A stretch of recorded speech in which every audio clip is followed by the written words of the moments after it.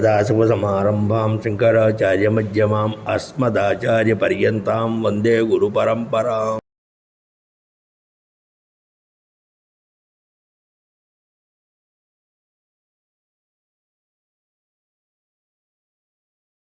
శుక్లాంబరధరం విష్ణుం దశవర్ణం చతుర్భుజం ప్రసన్నవదనం ధ్యాయేత్ సర్వవిఘ్నోపశాంతయే. అగజానన పద్మార్కం గజాననమహర్నిశం అనేకదం తం భక్తానాం ఏకదంతముపాస్మహే. గురవే సర్వలోకానాం భిషజే భవరోగిణాం నిధయే సర్వవిద్యానాం దక్షిణామూర్తయే నమః. సరస్వతి నమస్తుభ్యం వరదే కామరూపిణి కార్యారంభం కరిష్యామి సిద్ధ్యద్భవతు మే సదా. జ్ఞానానందమయం దేవం నిర్మలం స్ఫటికాకృతిం ఆధారం సర్వవిద్యానాం హయగ్రీవముపాస్మహే. అరుణాం కరుణాంతరంగతాక్షీం ధృతపాశాంకుశచాపబాణహస్తాం అణిమాదిభిరావృతాం మయూఖైరహమిత్య విభావయే భవానీం. వ్యాసం వష్ణప్తారం తక్తేః పౌత్రమకల్మషం పరాశరాత్మజం వందే సుగతాతం తపోనిధిం. వ్యాసాయ విష్ణురూపాయ వ్యాసరూపాయ విష్ణవే నమో వై బ్రహ్మనిధయే వాసిష్ఠాయ నమో నమః. శృతిస్మృతిపురాణానామాలయం కరుణాలయం నమామి భగవత్పాదం శంకరం లోకశంకరం. శంకరం శంకరాచార్యం కేశవం బాదరాయణం సూత్రభాషోదం వందే భగవంతః పునః పునః. శంకారూపేణ మచ్చిత్తం అంగీకృతమపూజ్యయ కింకరీయసి సా మాయా శంకరాచార్యమాశ్రయే. సదాశివసమారంభాం శంకరాచార్యమధ్యమాం అస్మదాచార్యపర్యంతాం వందే గురుపరంపరాం. సదాత్మధ్యానిరతం విషయేభ్యః పరాంగుఖం నౌమి శాస్త్రేషు నిష్ణాతం చంద్రశేఖరభారతీయం. అపార కరుణాసింధుం జ్ఞానదం శాంతరూపిణం చంద్రశేఖర సద్గుణం బ్రహ్మా ముదావహం. గురుబ్రహ్మ గురుర్విష్ణు గురుర్దేవో మహేశ్వర గురు సాక్షాత్ పరం బ్రహ్మ తస్మై శ్రీ గురవే నమః. శ్రీ మహాగణాధిపతియే నమః. శ్రీ మహాసరస్వత్యై నమః. శ్రీ గురుభ్యో నమః. శ్రీ లలితా మహాభట్టారికాయ నమః. శ్రీ సీతాలక్ష్మణ భరత శత్రుఘ్న హనుమత్సమేత రామచంద్ర పరబ్రహ్మణే నమః. శ్రీ శివాయ గురవే నమః. గురవే నమః. పరమగురవే నమః. పరమేష్ఠ గురవే నమః. పరాపర గురుభ్యో నమః. శ్రీ శివాయ గురవే నమః. శ్రీమద్దేవి భాగవతంలో ప్రథమ స్కందంలో పంచమాధ్యాయం విచారణ జరుగుతోంది. దేవతలు ఒక విధమైనటువంటి ఆలోచనతో వాళ్ళు ఒక ప్రయత్నం ప్రారంభిస్తే ఆ ప్రయత్నం విపరీత ఫలితాన్ని ఇచ్చింది. దుఃఖితులై ఉన్నారు. శోకంతో ఆర్తనాదాలు చేస్తూ ఉన్నారు. ఆ సమయంలో బృహస్పతి, దేవతలకు బృహస్పతి మహానుభావుడు బృహస్పతుల వారు చెప్పారు, మనం దుఃఖిస్తేనో లేదా ఏడుస్తేనో సమస్య పరిష్కారం కాదు. ఆ సమస్య పరిష్కారానికి మనం ఉపాయాన్ని ఆలోచించాలి. అందువల్ల సమస్తమైన అనర్థాల్ని పోగొట్టేటువంటి, సర్వశుభాల్ని కలుగజేసేటువంటి, సర్వోత్కృష్టమైనటువంటి ఫలాన్ని ఇచ్చేటువంటి ఏదైతే ఆ పరదేవత, ఆ పరమేశ్వరి ఉందో ఆవిడ్ని మనం శరణం వేడితే ఈ సమస్య నుంచి మనం బయటపడవచ్చు అని బృహస్పతి వారు చెప్పడం జరిగింది. ఆ సందర్భంలో బ్రహ్మదేవుడు తమకు అభిముఖంగా మూర్తి భవించి నించున్నటువంటి ఆ వేదాలని ఆయన ఆదేశించేశారు. మీరంతా కూడా అమ్మవారిని స్తుతించండి, అమ్మవారిని ప్రార్థించండి. ఆవిడ్ని ప్రసన్నం చేసుకోవడానికి కావలసిన వాక్కుల ద్వారా ఆవిడ్ని మనం ప్రసన్నం చేసుకుని తద్వారా మన యొక్క కోరికల్ని, మన సమస్యను పరిష్కరించుకుందామని చెప్పడం జరిగింది. ఆ రకంగా అఖండంగా, అద్వితీయంగా, అసాధారణంగా మూర్తి భవించినటువంటి వేదాలు అమ్మవారు స్తుతించడం జరిగింది. ఇక్కడ మీరు గుర్తుంచుకోవాల్సిన విషయం ఏంటంటే, శ్రీమద్ భాగవతంలో శృతి గీతలు ఉన్నాయి. ఈ శృతి గీతలు అనేటువంటివి శ్రీమద్ భాగవతంలో దశమ స్కందంలో పరమేశ్వరుని ఆరాధన చేస్తూ 100 శ్లోకాలు అండవి. ఏ విధంగా అయితే శ్రీమద్భాగవతంలో వేదాలే భగవంతుణ్ణి స్తుతించాయో అదే మోస్తరుగా శ్రీమద్ దేవి భాగవతంలో ప్రథమ స్కందంలో బ్రహ్మగారి ఆజ్ఞ ప్రకారంగా నిన్న చెప్పినటువంటి ఆ వేదాలు చెప్పిన స్తుతి అంతా కూడా వేద స్తుతి. దీన్ని శృతి గీతలను కూడా అనుకోవచ్చు, దీంట్లో ఏమీ తప్పు లేదు. అందుకనే చివరిలో మాట అన్నారు, ఏమిటయ్యా అంటే వేదాలు చెప్పా కాబట్టి వేదతుల్యము, వేదతుల్యమైనటువంటి దీన్నే శృణోతివా స్తోత్రమిదం మదీయం భక్త్యా త్రికాలం సతతం నరోయ విముక్త దుఃఖ సభవే సుఖీచ వేదోక్తమేతతు నను వేదతుల్యం. స్వయంగా ఈ మాట అమ్మవారు చెప్పింది. ఏదైతే వేదాలు అత్యంత భక్తితో శ్రద్ధతో నన్ను స్తుతించాయో, ఈ స్తోత్రాన్ని ఎవరైతే భక్తితో 3 కాలాల్లోనూ కూడా ఎవరైతే దాన్ని వాళ్ళు పారాయణం చేస్తారో విముక్త దుఃఖ సభవే సుఖీచ, ఇప్పుడు దుఃఖాలన్నీ విముక్తమైపోతాయి. ఒక అనితర సాధారణ అనిర్వచన సుఖాన్ని పొందుతాడు. వేదోక్తమేతతు, ఈ వేదోక్తం చెప్పి అంటే వేదాల చేత చెప్పబడినటువంటి అమ్మవారి స్తుతిని ఎవరైతే నిత్యము ధ్యానం చేస్తారో పారాయణం చేస్తారో వాళ్ళంత అఖండ ఫలాన్ని పొందుతారు. ఎందుకంటే వేద తుల్యం, అవి వేదంతో సమానము అని నిన్న చివరి శ్లోకంలో ఆ మాట చెప్పడం జరిగింది. దీని తర్వాత ఆ ఆకాశవాణి అంటే అదృశ్య వాక్యం, ఇదంతా అదృశ్య వాక్యం, అదే అమ్మవారి అదృశ్య వాక్యంగా మాట్లాడుతుందని చెప్పి నిన్న మీకు నేను విన్నవించుకున్నాను. అదేవిధంగా ఇక్కడ ఈ మాట అయిపోయింది. అయిన తర్వాత మనం ప్రకృతం ఇవాళ ఉపాఖ్యానం ప్రారంభిద్దాం. ఈ మాట విన్నటువంటి పరిస్థితుల్లో మళ్ళా అదే ఆకాశవాణి అంటే ఆ అదృశ్య వాక్, అగోచరమైన వాక్ ఏదైతే ఉందో, వాగ్దేవత ఎవరైతున్నారో ఆవిడ చెప్తున్నారు ఏమని, శృణ్వంత కారణం చాద్య యద్గతం వదనం మరేహే అకారణం కథం కార్యం సంసారేత్ర భవిష్యతి. ఓ బ్రహ్మరుద్రాదుల్లారా, నిమిత్తంగా శ్రీ మహావిష్ణువు యొక్క శిరచ్ఛేదనం అయిందో, ఈ శిరచ్ఛేదనానికి కారణాన్ని చెప్తాను, జాగ్రత్తగా వినండి. ఎందుకంటే లోకంలో ఎప్పుడూ కూడా ముల్లోకాల్లో 14 భువన భాండాల్లో అండపిండాత్మకమైనటువంటి సమస్త చరాచరాత్మకమైన ఈ జగత్తులో అకారణం కథం కార్యం సంసారేత్ర భవిష్యతి. ఎప్పుడు ఏది కారణం లేకుండా ఏది జరగదు, ఏదో కారణం ఉంటేనే అలా జరుగుతుంది. ఇంత పూర్వం చెప్పారు, కామక్రోధాదులు వచ్చినప్పుడు, కోపం వచ్చినప్పుడు, కామం వచ్చినప్పుడు ఆ కామక్రోధాదులకి లోబడిన వ్యక్తి వాచ్యావాచ్య నియమకం లేకుండా వాడి ఇష్టానుసారంగా మాట్లాడుతున్నాడు. అక్కడ కారణం ఏమిటి? క్రోధమో కామమో. అలాగే భగవత్ సంబంధమైనటువంటి భగవద్విషయకమైనటువంటి దేవతలు ఏమైనా కనుక వాళ్ళు కొంచెం అనుకోనటువంటి ఏదైనా వాళ్ళ వల్ల కొంచెం విపరీతమైనటువంటి కర్మాచరణ జరిగినప్పుడు దానికి ఖచ్చితంగా కారణం ఉంటుంది. ఇప్పుడు ఇక్కడ మనకి విపరీత కారణం ఏమిటి? భగవంతుడైన శ్రీ మహావిష్ణువుని, తమకు సహాయం చేసిన శ్రీ మహావిష్ణువుని సత్కారం చేసుకుందాం, ఆయన సముచితమైన గౌరవాన్ని ఇద్దాం, ఆయన ఎలాగోలా మనం ఆరాధన చేద్దాం అనేడు సదుద్దేశంతో వెళ్ళారు. ఆ ఉద్దేశం కాస్త వీళ్ళకి ఇక్కడేమైంది, వికటించి మళ్ళా వాళ్ళని శోకతప్తులను దుఃఖాక్రాంతులను చేసింది. ఇలా దుఃఖిస్తున్నటువంటి దేవతలు ఉద్దేశించి ఆ అదృశ్య వాక్కు అంటే ఆకాశవాణి, ఆకాశంలో ఉండే పరదేవత చెప్తుంది, ఆయన కారణం లేనిదే ఏది జరగదు, కారణం ఉంది ఇక్కడ, జాగ్రత్తగా వినండి. మీరు నిమిత్త మాత్రమే తప్ప దీంట్లో మీరేమి, ఎందుకంటే మీరు ముఖ్యమైన కారణం ఏం కాదు, మీ నిమిత్తంగా అది బయటికి లోకానికి వచ్చింది. ఏమిటి ఇక్కడ కారణం అంటే, కాస్త ఇప్పుడు చెప్తున్న సందర్భంలో ఈ ప్రక్రియలో స్త్రీ స్వభావం గురించి వ్యాసుల వారు చెప్తారు. స్త్రీ స్వభావం అంటే అందరూ స్త్రీ ఇలా ఉంటారని అర్థం కాదు.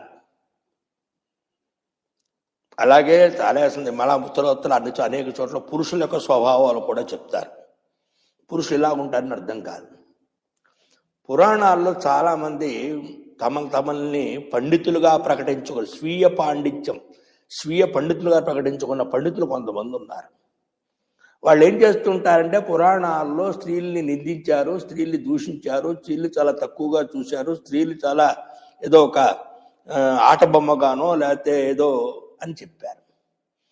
ఎక్కడా కూడా వ్యాసవాంగ్మయం కానీ, వాల్మీకి వాంగ్మయం కానీ, శంకర భగవత్ వాంగ్మయం కానీ, లేదా ఆ తర్వాత వచ్చినటువంటి సాహిత్యకారులు వాల్మీకి తర్వాత వచ్చినటువంటి కాళిదాసులు కానీ ఎక్కడా కూడా స్త్రీని వాళ్ళు కించపరచలేదు, తక్కువగా మాట్లాడలేదు.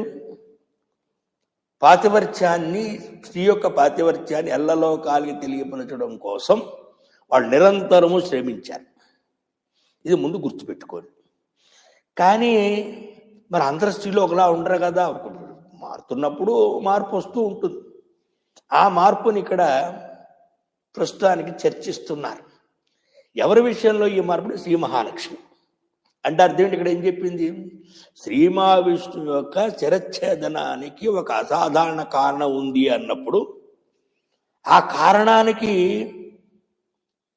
సంబంధించిన వ్యక్తి ఎవరయ్యా అంటే ఇక్కడ శ్రీ మహాలక్ష్మి. ఏమిటి? లోకంలో మీరు చూడండి, ఏ దంపతుల మధ్య అయినా ఒక మనస్పర్ధ వస్తున్నప్పుడు, గొడవ వస్తున్నప్పుడు ముందు కాస్త వాళ్ళు నవ్వుతూ వెటకారంగా ఏవో చిన్న చిన్న మాటలు మాట్లాడుకుంటారు. ప్రారంభంలో ఎలా ఉంటుందంటే ఏదో యథాలాపంగా అనుకోకుండా ఏదో కొంచెం అంటే ప్రణయ కోపాన్ని ప్రదర్శిస్తూ, ప్రళయ కోపం కాదు, ప్రణయ కోపాన్ని ప్రారంభిస్తూ ఉభయులు కొంచెం ఆ మాట ఈ మాట అనుకుంటారు. ఇది కాస్త ఏమవుతుంది? ముదిరితే ప్రళయ కోపం అవుతుంది. ప్రారంభిస్తున్నప్పుడు గొడవ పడదామని ప్రారంభించట్లా. తర్వాత ఆ మాట ఈ మాట ఆ మాట నాకంటే మీకే చాలా బాగా తెలుసు. ఇక పెళ్లి చూపుల దగ్గర నుంచి ప్రారంభిస్తారు కొంతమంది ఏమో నేను చేసుకున్నప్పటికీ నా దరిద్రం అని కొంతమంది. ఇట్లా ఇవన్నీ కూడా మీకు నేను చెప్పాల్సిన అవసరాలు లేవు.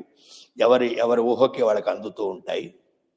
అంటే ఎప్పుడైనా ఏదైనా ప్రారంభం అవుతున్నప్పుడు ప్రతిదీ కూడా ఏంటంటే ఒక వేటకారంగానో ఒక వేళాకోళంగానో ప్రారంభించి చివరికి అదేమవుతుంది అయ్యా అంటే వేళాకోళం శ్రీకాకుళం అయిందని చెప్పి వెనకటి రోజులు అంటూ ఉంటే అది శ్రీకాకుళం దాకా పోతుంది. అట్లా ఇక్కడ వేటకారం. ఇక్కడే కాదండి, పాపం ఇక్కడ కూడా వేళాకోళంగానే ప్రారంభమైంది. ఇక్కడే కాదు, శివపురాణంలో కూడా వాయువ్య ఖండంలో సుమ్మని సంహారం చేయడానికి గౌరీదేహాస సముద్భూత అని చండీ సప్స్లో మాట ఉంటుంది. గౌరీ దేహంలోంచి కౌశికి అనేటువంటి స్త్రీ ఆవిర్భావం చెందింది అని అక్కడ చెప్తారు. వస్తుత అమ్మవారి పేరు అంటే హిమోత్ కుమార్తె అయినటువంటి ఆ పార్వతిగా పిలుడు ఆవిడ పేరు ఏమిటయ్యా అంటే శాస్త్రరీత్యా వ్యవహార నామం అన్నాడు. ఆవిడ పేరు కాళీ అని. కాళీ అంటే అత్యంత నల్లగా ఉంటుంది. అత్యంత నల్లదైన స్ఫురద్రూపంగా అయినటువంటి కాళీ అని పేరు. బంధువులు ఆవిడని ఏం పిలిచారు? పార్వతి అని పిలిచారు, పర్వతరాజు కుమార్తె కాబట్టి. తల్లి ఆవిడని ఉమా అని పిలిచింది, తపస్సు చేయొద్దని సంకేతం కోసం. ఇట్లా ఆవిడ ఉమా అన్న పార్వతి అన్న. తర్వాత వస్తుత ఆవిడ జన్మనామం ఏముంటాయి అంటే కాళీ అని. ఇలా ఖాళీగా ఉన్నటువంటి ఆవిడ ఒకరోజు కైలాసం చూడండి. ఆడవాళ్ళు ఏంటంటే ఏదో కాలక్షేపాలు కొన్ని మాట్లాడుతూ ఉంటారు భర్తతో. ఏమండి వాడే పెట్టుంటే ఎలాగుంది అంట. ఆ రోజు తాగేది కాదు, వాళ్ళు చెప్పేది ఏంటంటాడు ఆయన. ఇక అక్కడి నుంచి రోజు తాగేది వాళ్ళు చెప్పడానికి ఏదో వాళ్ళు వంట ఎలా ఉందంట. ఆ రోజు ఇంట్లో ఉంటాయి కదా అంటాడు. ఇట్లా ఏదో అప్పుడు ఎట్లా ఏదో ఊరికే ఏదో ప్రేమ పెంచుకుందామనో లేకపోతే ఏదో మాట్లాడదామనో ఏదో అనుకుంటే చివరికి అది ఏమవుతుంది అనేది చాలా ఇళ్లలో చాలా మందికి అనుభవాలకు ఉన్నాయి. అలా ఇక్కడ కైలాసంలో ఉండేటువంటి పార్వతి అమ్మవారు ఈశ్వరుడు తపస్సు చేసుకుంటూ ఉంటే అక్కడ ఒక ప్రశ్న ఆవిడ అడిగింది, లోకంలో అత్యంత ఆశ్చర్యకర విషయం ఏమిటండి అని అడిగింది. లోకంలో అత్యంత ఆశ్చర్యకర విషయం ఏమిటి అని అడిగింది. ఇప్పుడు ఎందుకులే పార్వతి ఆ విషయం కూడా ఆపేశాను. కాదు చెప్పాలి, లోకంలో ఆశ్చర్యకర విషయం ఏమిటి, నిన్ను నేను పెళ్లి చేసుకోవడం ఆశ్చర్యము అన్నాడు. ఏమిటండి అంటే, నువ్వేమో నల్లటి బొగ్గులాగా ఉంటావు, నేనేమో స్ఫటికలింగంలాగా తెల్లగా ఉంటాను. తెల్ల వర్ణంతో ఉండే నేను నల్ల వర్ణంతో ఉన్న నేను పెళ్లి చేసుకునే ఆశ్చర్యం, ఇంతకంటే ఆశ్చర్యం ఏమిటి అన్నాడు. నవ్వుతూ భార్య నవ్వుతూ అన్నాడు ఆయన. తావన్ మాత్రానికి ఆవిడ కోపం వచ్చి అక్కడి నుంచి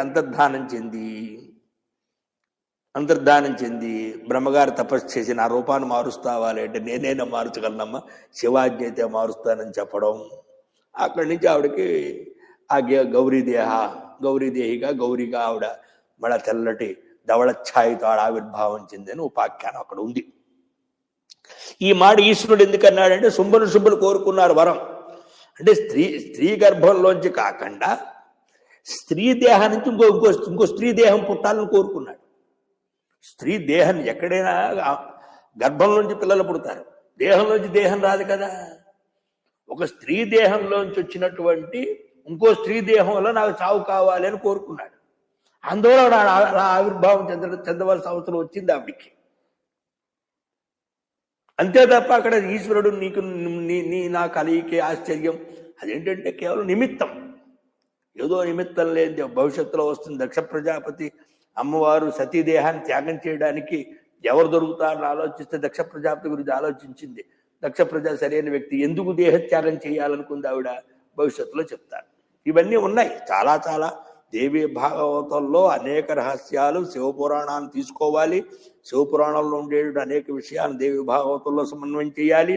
అలాగే ఇతరత్ర ఉండే అనేక విషయాలు ఇక్కడ సమన్వయం చేసుకుంటూ దేవీ భాగవతం చెప్పాలి. అట్లా ఏమవుతుందంటే, ఏదైనా సరే ముందు మనం నవ్వుతూ ప్రారంభించి చివరికి అదేమవుతుందంటే విపరీతం అవుతుంది. అలాగే ఇక్కడ ఏమైందంటే, ప్రస్తుతానికి వస్తే ఇందా చెప్పింది ప్రస్తుతం కదా, ఉదాహరణ చెప్పాను. లక్ష్మీనారాయణులు కూడా వైకుంఠంలో వాళ్ళ ఏకాంతంలో ప్రశాంతంగా కూర్చున్నప్పుడు ఉదదే స్తనయాం విష్ణు సంస్థితాం ఏక అంచికే ప్రియాం జహాసౌదనం వీక్ష తస్యాస్తత్ర మనోరమం.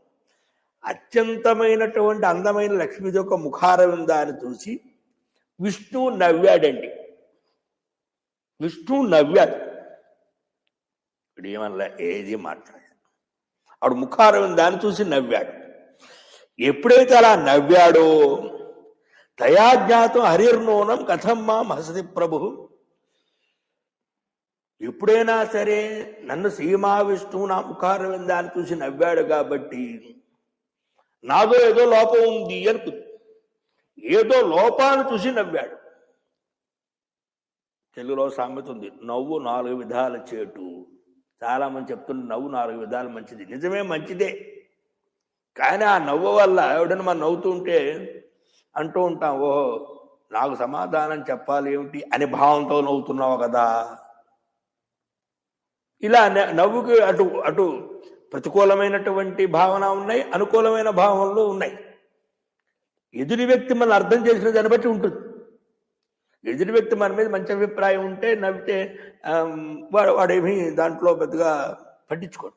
మన మీద వ్యతిరేక భావన ఉన్నప్పుడు మనం నవ్వినప్పుడు వాడు ఖచ్చితంగా నాదేలో లోపం ఉంది, నా లోపాలు చూసి నవ్వుతున్నాడు ఉన్నా లేకపోయినా. ఈ నవ్వేవాడికి అభిప్రాయం ఉండదు, వాడు ఏదో యాదృచ్ఛికంగా అనుకోకుండా నవ్వాడు. దీనికే మనం చూసినట్లయితే శ్రీమద్ రామాయణంలో పెట్ట కథ అనుకోండి, ఏదైనా అనుకోండి, ఇది ఏదైనా అనుకోండి, ఏ కథని అనుకోండి, చెప్పాలి. ఏమిటయ్యా అంటే శ్రీమద్ రామాయణంలో శ్రీరామచంద్ర ప్రభు రావణ సంహారంతో అయోధ్యకు వచ్చాడు. అయోధ్యలో స్వామికి పట్టాభిషేకం జరిగింది.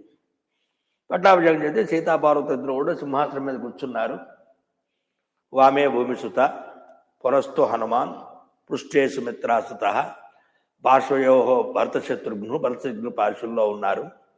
అలాగే చుట్టూ కూడా ఎవరున్నారు అంటే సుగ్రీవశ్చ విభీషణ శివరాట్ తారాసుతో జాంబవాన్ మధ్యే నీల సరోజ కోమల రుచిం రామం భజే శ్యామలం అని నవాయితానని చెప్తాం.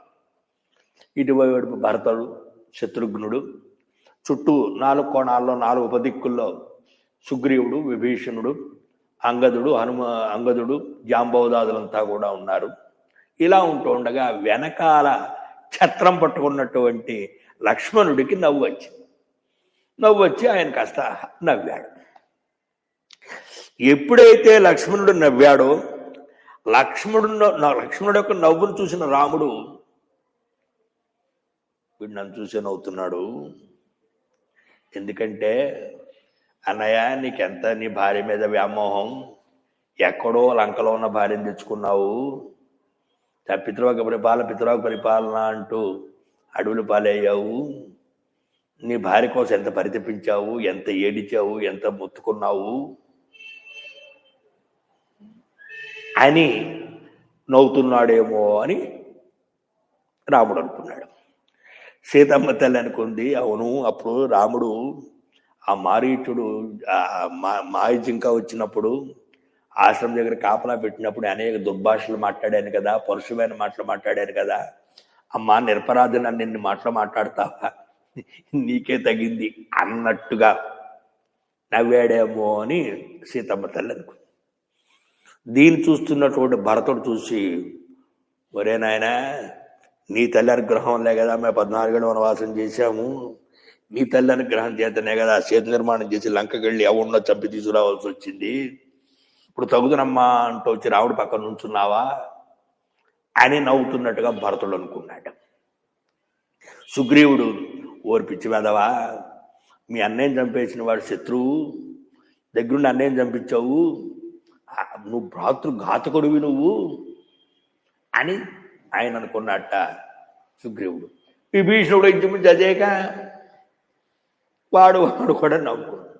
హనుమంతుడు, ఒరే నాయన రాముడు అనేక వ్యవహారాలు చేసినప్పుడు నువ్వు వానర రూపంలో వెళ్ళి ఏదో ఘనకార్యాన్ని సాధించేస్తాను అది ఇది అని వెళ్ళి చివరికి ఆ లంకలో అన్నిళ్ళు తిరిగావు, రకరకాలైన స్త్రీలను చూశావు, వివిధమైనటువంటి మనోవ్యతకు గురయ్యావు, ఇవాళ నేను నన్ను మించిన భక్తులు లేడుని ముందు నుంచున్నావు అని ఆయనకి అనిపించిందట.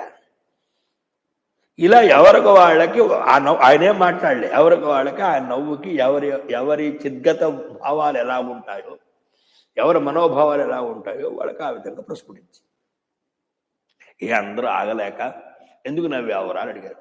అబ్బాయి ఏం లేదన్నయ్య, ఎందుకు నవ్వే చెప్పకపోతే నా మీద ఒట్టంటే ఏం లేదన్నయ్య, 14 సంవత్సరాల నుంచి నిద్ర అనేది ఆవలింత తెలియదు, ఇప్పుడు ఆవలింత వచ్చింది, నాకు ఆవలింత వచ్చింది అంటే నవ్వు వచ్చింది అన్నయ్య అంటే ఆయనకు ఆవలింత కోసం నవ్వాడు తప్ప వీళ్ళు ఎవరు చూసి నవ్వలేదు.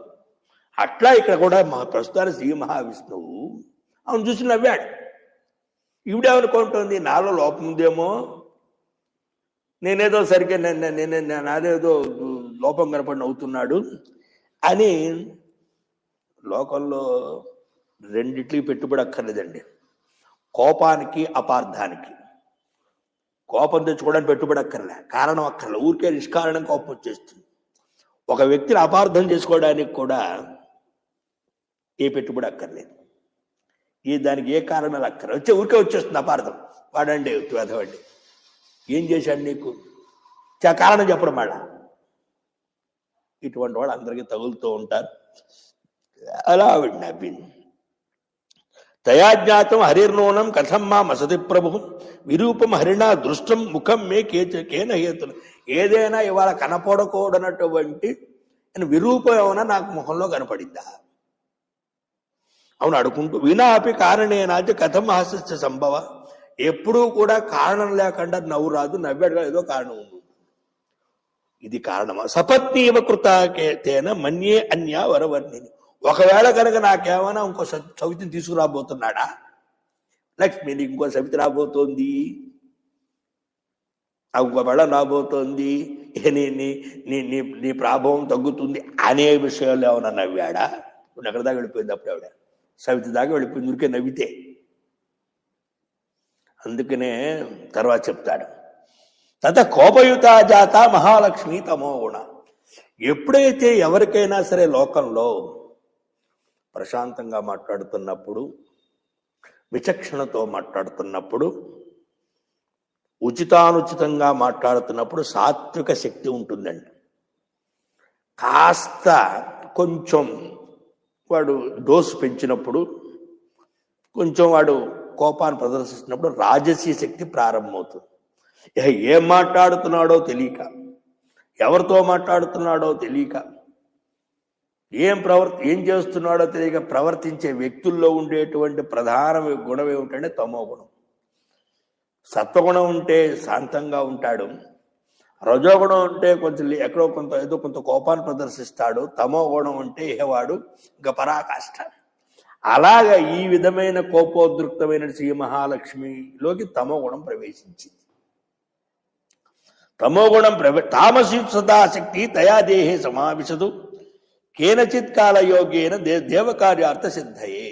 మళ్ళా చెప్తున్నా, లక్ష్మీదేవి యొక్క హృదయంలోకి తమోగుణం ప్రవేశించడానికి కారణం ఏమిటంటే ఒకానొక దేవతా కార్య సిద్ధి కోసమే తమోగుణం ప్రవేశించింది.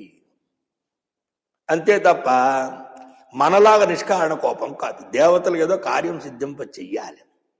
అందుకని ఆవిడ తమోగుణం ప్రవేశించి తస్యావిష్టదేహాస తామసి ఆవిష్టదేహాస చుకోప అతిశయం సదా శనకై సమువాచేదమిదం పచ్చతు బేసితే శిర. అలా కోపం వచ్చేసి విచక్షణాజ్ఞానాన్ని కోల్పోయి నువ్వు దేంతో ఏ ముఖంతో నన్ను చూసి నవ్వావో ఆ శిరస్సు నీ శిరస్సు పడిపోవాలని చెప్పించింది. ఇప్పుడు ఇక్కడ ఈ విధమైనటువంటి లక్ష్మీదేవి శాపం వల్ల ఆవిడికి నష్టమా, ఇతరులకు నష్టమా?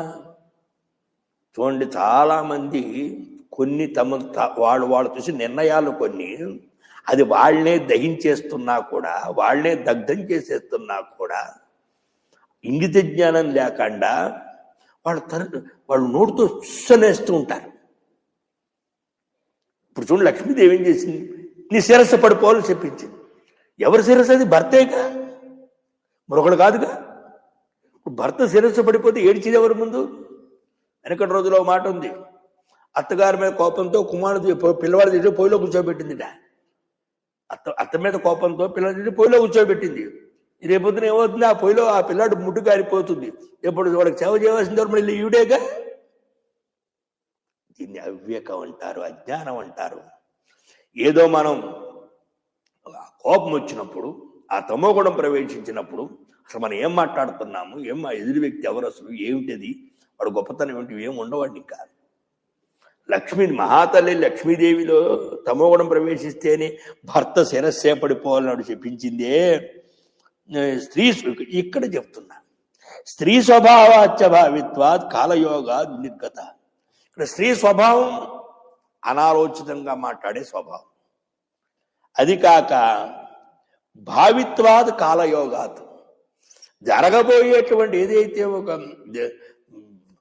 ప్రపంచానికి అంటే 14 భువన భాండాలు జరగబోయేటువంటి ఏదైతే ఒక శుభం ఉందో ఆ శుభ నిమిత్తంగా అమ్మవారి హృదయంలో తామస శక్తి ప్రవేశించి ఈ విధమైన వ్యవహారం అవిచార్య తదా దత్త శాప సుఖనాశన.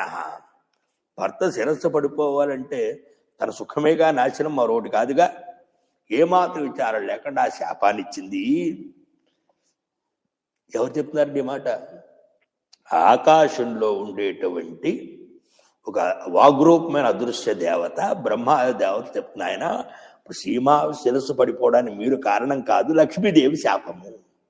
ఆవిడ విచారణ లేకుండా చేసింది, ఆలోచించకుండా చేసింది, అనాలోచితంగా చేసింది. ఇదే స్త్రీ స్వభావము అంటూ ఏమన్నారు? సపత్ని సంభవం దుఃఖం వైదవ్యాద్ అధికం త్విది విచింత్య మనసాయుక్తం తామసీ శక్తి యోగత. ఆవిడేమనుకుంది ఆ సందర్భంలో? నాకు వైదవ్యం వచ్చినా పర్లేదు, నాకు సవిత రాకూడదు అనుకుందిట.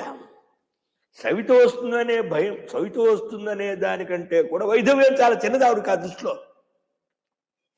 సరే, ఎంత విపరీత బుద్ధి పుట్టిందో. అందుకు ఆవిడ ఆ పని చేసింది అంటూ అనృతం, సాహసం, మాయ, మూర్ఖత్వం, అధిలోభత, అశౌచం, నిర్దయత్వం చ స్త్రీణాం దోషా స్వభావజా. వ్యాసుడు చెప్పాడు ఇక్కడ ఏమంటున్నాడు? అనృతం అసత్యం మాట్లాడటం, సాహసం వెనక ముందు ఏమాత్రం ఆలోచన లేకుండా మనం చేస్తున్న పని వల్ల, మనం మాట్లాడుతున్న మాట వల్ల, మన ప్రవృత్తి వల్ల, మన వ్యవహారం వల్ల నాకే నష్టం వస్తోంది అని కూడా అనుకోకుండా ఏది అనుకుంటారో దాన్ని వెంటనే చేసేసే స్వభావం, మాయ చేయడం, మూర్ఖత్వం, అసలు ఆ మూర్ఖత్వం పరాకాష్ట, అతిలోభత, విపరీతమైన దురాశ. ఏమండి, ఆశ వేరండి, అత్యాశ వేరండి, దురాశ వేరండి. అంటే ఎప్పుడూ కూడా లభ్యం కానటువంటి వస్తువుని కొనుక్కుని దురాశ. అతిలోభత అంటే ప్రతిదాని ఎందు లోభత్వం, అది నాకే కావాలి, అది నాకే కావాలి, నేనే ఉండాలి, నేనే చెయ్యాలి. చాలామంది మనం చూస్తూ ఉంటాం, ఎవరన్నా మంచి చీర కట్టుకుంటే ఆ చీర నాకు లేదు, మూడు వచ్చి అడగడం, ఆవిడ మన నెక్లెస్, నా నెక్లెస్ నాకు కావాలండి. అతిలోభత, లోభత్వం. అలాగే అశౌచం, పవిత్రత లేకుండా ఉండడం. చాలామంది ఇళ్లల్లో చాలామంది స్త్రీలు సాయంకాలం పూట, వెనకటి రోజుల్లో పెద్దలు ఉమ్మడి కుటుంబాలు ఉండేవి కాబట్టి, ఆ ఉమ్మడి కుటుంబాల్లో పెద్దలంతా ఉండేవారు కాబట్టి పెద్దలు ఏం చేసేవారంటే సంధ్యా సమయంలో నిద్రపోతున్నా, సంధ్యా సమయంలో భోజనాలు చేస్తున్నా, సంధ్యా సమయంలో ఇళ్ళు తుడుస్తున్నా, సంధ్యా సమయంలో వాళ్ళు తలదూవుకుంటున్నా, ఇప్పుడు చేస్తున్నామంటే సంధ్యా సమయం చేయొద్దు అని తిట్టేవారు. ఈ సంధ్యా సమయంలో స్త్రీలు తలదూకోవడం కానీ, స్త్రీలు గోడుకోవడం కానీ, స్త్రీలు ఇళ్ళు తోడవడాలు కానీ ఇవన్నీ చేస్తే ఏమిటాయి అంటే దరిద్రాన్ని చిహ్నం. అసలు ఇవాళ సంధ్యా సమయంలో ఉద్యోగం చేస్తున్నటువంటి కుటుంబాల్లో ఎప్పుడు తలుపేసే ఉంటుంది, తలుపు తీసుకుంటుంది కాబట్టి చెప్పాల్సిన అవసరం లేదు. ఈ రకంగా మనం క్రమక్రమంగా ధర్మాన్ని మనమే నాశనం చేస్తూ, అక్కర్లేదంతా మనం చేస్తూ, రాత్రి 1 గంట 2 గంటలు 3 గంటల దాకా ఆ సెల్ ఫోన్ చేతిపడి చూస్తూ, మధ్యాహ్నం పొద్దున 11 గంటలకో 12 గంటలకో లేచి సూర్యోదయాలు లేవు, సూర్యాస్తమయాలు లేవు. ఇంతటి జీవన విధానాన్ని ఇవాళ ప్రస్తుతానికి ఆధునిక వ్యక్తులంతా కలిగి ఉన్నారు కాబట్టి దైవభక్తి ఎక్కడి నుంచి వస్తుంది? మంచి మాట ఎక్కడ వింటారు? మంచి మాట వినాలి, బుద్ధి ఎక్కడ పుడుతుంది? అసలు ఎక్కడికి వెళ్ళినా తొక్కిస్తాడు, ఎక్కడికి వెళ్ళినా చచ్చిపోవడాలే జనాలు. అదేమిటి, నువ్వు దైవానికి వెళ్ళి తొక్కిస్తా, అంత తామసం ఎందుకు? అంత విపరీతమైన స్థితి ఎందుకు? ఇవాళ లేకపోతే ఇంక అసలు లేవా ఎక్కడా కూడా అక్కడ? ఇలాగా ఈ చెప్తున్నటువంటి వ్యక్తులు కూడా అలాగే చెప్తున్నారు. హైందవ సాంప్రదాయంలో 365 రోజులు కూడా పుణ్యతిథులే, శ్రేష్టమైనటువంటి తిథులే, శ్రేష్టమైనటువంటి కాలమే. అందువల్ల కొంచెం సంయమనం పాటించాలి. ఎప్పుడూ కూడా మనం జాగ్రత్తగా ఉన్నప్పుడు సాధ్యం అవుతుంది. అందుకనే నిర్దయత్వం, అసలు దయ లేకుండా ఉంటారండి స్త్రీలు. ఇవన్నీ స్త్రీల లక్షణం. స్త్రీణాం దోషా స్వభావజ, ఇవన్నీ కూడా స్త్రీల దోషాలు, స్వభావంగా వచ్చే దోషాలు. అటువంటి లక్ష్మీదేవికే తమోగుణం వహిస్తే భర్త శిరస్సు పడిపోవాలని చెప్పించింది. ఇవాళ మన ఈ మధ్యకాలంలో మనం చూస్తూ ఉంటే చూడండి ఎన్ని క్రూరాలో. పెళ్ళాన్ని చంపే భర్త, భర్తను చంపే పెళ్ళం, భర్తని లేదా ఎవరినో చంపేసేసి సంచుల్లో పెట్టి కారు డిక్కీల్లో కొన్ని 100 కిలోమీటర్లు ప్రయాణాలు చేయడం, లేదా భార్యని చంపేసేసి ఆవిడ ప్రతి అవయవాన్ని కూడా ముక్కలు ముక్కలు చేసి హీటర్లో ఉడకబెట్టడాలు. పురాణాల్లో ఉందండి ఇది ఎక్కడైనా? మాంసభక్షణ చేసే రాక్షసులే చేయలేదు కండి ఈ పనులు. దీని కారణాలు ఏమిటి? ఎవరికి కూడా పాపభీతి లేకపోవడం, అనవసరపు అనుమానాలు, అనర్థదాయకమైనటువంటి వ్యవస్థ. అంటే ఎవరిని ఎవరు ఇక్కడ నమ్మట్లేదు, ఎవరి మీద ఎవరికి ప్రేమలు లేవు, ఎవరి మీద ఎవరికి కూడా బాధ్యత, ధర్మం లేదు, ధర్మం నశించిపోయింది. ధర్మం నశించడం వల్ల అధర్మ ప్రవృత్తి, ఇంత అధర్మ ప్రవృత్తి పురాణాల్లో కూడా లేదు. మరి ఇది మంచా చెడా? ఈ కుహనా పండితులు, అంటే పండితులు చెప్పిన ఎవరైతే ఇప్పుడు చెప్పండి, దైవాన్ని నమ్ముకుని దైవాన్ని ఉపాసన చేస్తే, దైవ పూజ చేస్తే వాళ్ళంతా నిష్ప్రయోజకులు, మనమే గొప్పవాళ్ళని చెప్పే మహానుభావులు ఎవరైతే ఉన్నారో, మరి ఇప్పుడు ఈ చావులకి, ఈ చస్తున్న వాటికి, ఈ వ్యవహారానికి సమాధానం చెప్పమనండి. ఎంత క్రూరంగా ఎంత దుర్మార్గంగా, చూసే గగ్గురుపాటు, వినేవాడు గగ్గురుపాటు కలిగే విధంగా లోకం కనపడుతోంది. ఎప్పుడు మరి దీనికి ఎవరు సమాధానం చెప్తారు? ఎందుకు అంత వైపరీత్యం ఎందుకు వచ్చింది? అంత విపరీత బుద్ధులు ఎందుకు వస్తున్నా? ఎందుకు అంత క్రూరత ఎందుకు వచ్చింది? అంత దౌష్ట్యం ఎందుకు వచ్చింది? అసలు పవిత్రమైన ఆహారం తీసుకోకపోవడం, పవిత్రమైనటువంటి విధానంలో జీవించకపోవడం, ఎప్పుడూ కూడా ఒక అనుష్ఠానపరుడైనటువంటి మహనీయుడు యొక్క మాటలు వినకపోవడం.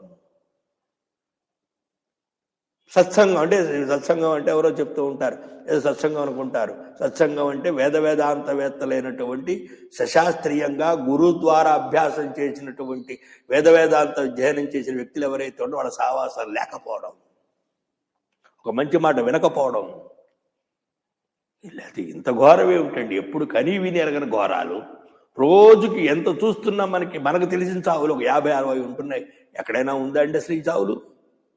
శ్రీరామచంద్ర పరిపాలన చేస్తుంటే 7 శవాలు వస్తేనే ఆయన భయపడిపోయి కంగారు పడిపోయి ఎక్కడ దెబ్బ జరుగుతుందో తెలుసుకోవడం కోసం నారద ఆజ్ఞ ప్రకారంగా మరి తమ్ముడు తీసుకుని భార్య తీసుకుని బయలుదేరి వెళ్ళాడు. ఆయన 7 చావుల కోసం ఆయన పరిపాలనలో ఎన్ని సంవత్సరాల పరిపాలన చేశాడు? 11,000 సంవత్సరాల, 11 నెలల, 11 మాసాల, 11 రోజులు, 11 గంటల, 11 నిమిషాలు, 11 సెకండ్ పరిపాలన చేసిన శ్రీరామచంద్ర పరిపాలనలో ఒక్క 7 శవాలు వస్తే ఆ 7 శవాల్ని బతికిచ్చాడు ఆయన మళ్ళా తర్వాత. అది ప్రభు అంటే, అది గొప్పతనం అంటే. సందర్భంలో చెప్తాను ఆ సందర్భం ఏమిటో. ఏమిటండి ఇవాళ? అందుకని చెప్తుంటారు, రాజా రాష్ట్రకృతం పాపం, రాజపాపం పురోహిత, శ్రీకృతం పాపం భర్త, శిష్యకృతం పాపం గురు పాపం, శిష్య పాపం గురుర్ వ్రజేత్. ధర్మశాస్త్రం ఇది. ప్రజలు చేసిన పాపాలన్నీ ప్రభువులకి, ప్రభువులు చేసిన పాపాలన్నీ పురోహితులకి, రాజపురోహితులకి, భార్య చేసిన పాపాలన్నీ భర్తకి, శిష్యుడు చేసే పాపాలన్నీ గురువుకి. ఎందుకంటే శిష్యుడు సరైనటువంటి మార్గంలో వాడిని పెట్టలేదు, సరైన సదుపదేశం చేయలేదు, సరైన మాటలు మాట్లాడలేదు, సరైన మార్గ ప్రధానిర్దేశం చేయలేదు. ఎంత మాటలు చెప్తోందండి శాస్త్రం. అందువల్ల ఇక్కడ ఎంత ఘోరం అంటే ఆవిడ ఎంత మాట మాట్లాడింది. ఇది సశీర్షం వాసుదేవంతం గౌరవ మధ్య యథాపుర శిరోస్య శాపయోగే నిమగ్నం లవణాంబుదో. ఆవిడ ఆ విధమైనటువంటి ఆ వాసుదేవ సముచితమైన సీమాచుక శిరస్సును మళ్ళా నేను జోడిస్తాను. ఆ శిరస్సు అంతా కూడా ఆ లవణ సముద్రంలో పడిపోయింది. అన్యచ్చ కారణం కించిత్ వర్తతే సురసత్తమః.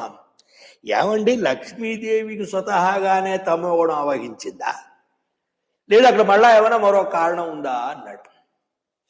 ఎప్పుడైనా సరే బాగుపడదాము ధర్మాన్ని ఆచరిద్దాము అన్నప్పుడు దాని తగ్గట్టుగా మన గత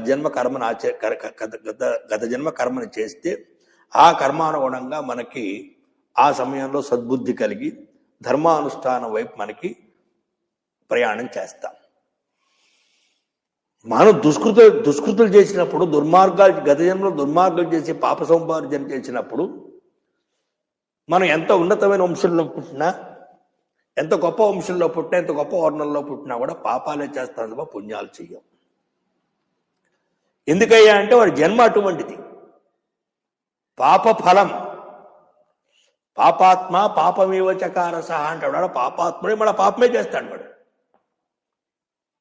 అందువల్ల ధర్మ ప్రవృత్తి, ధర్మాచరణ,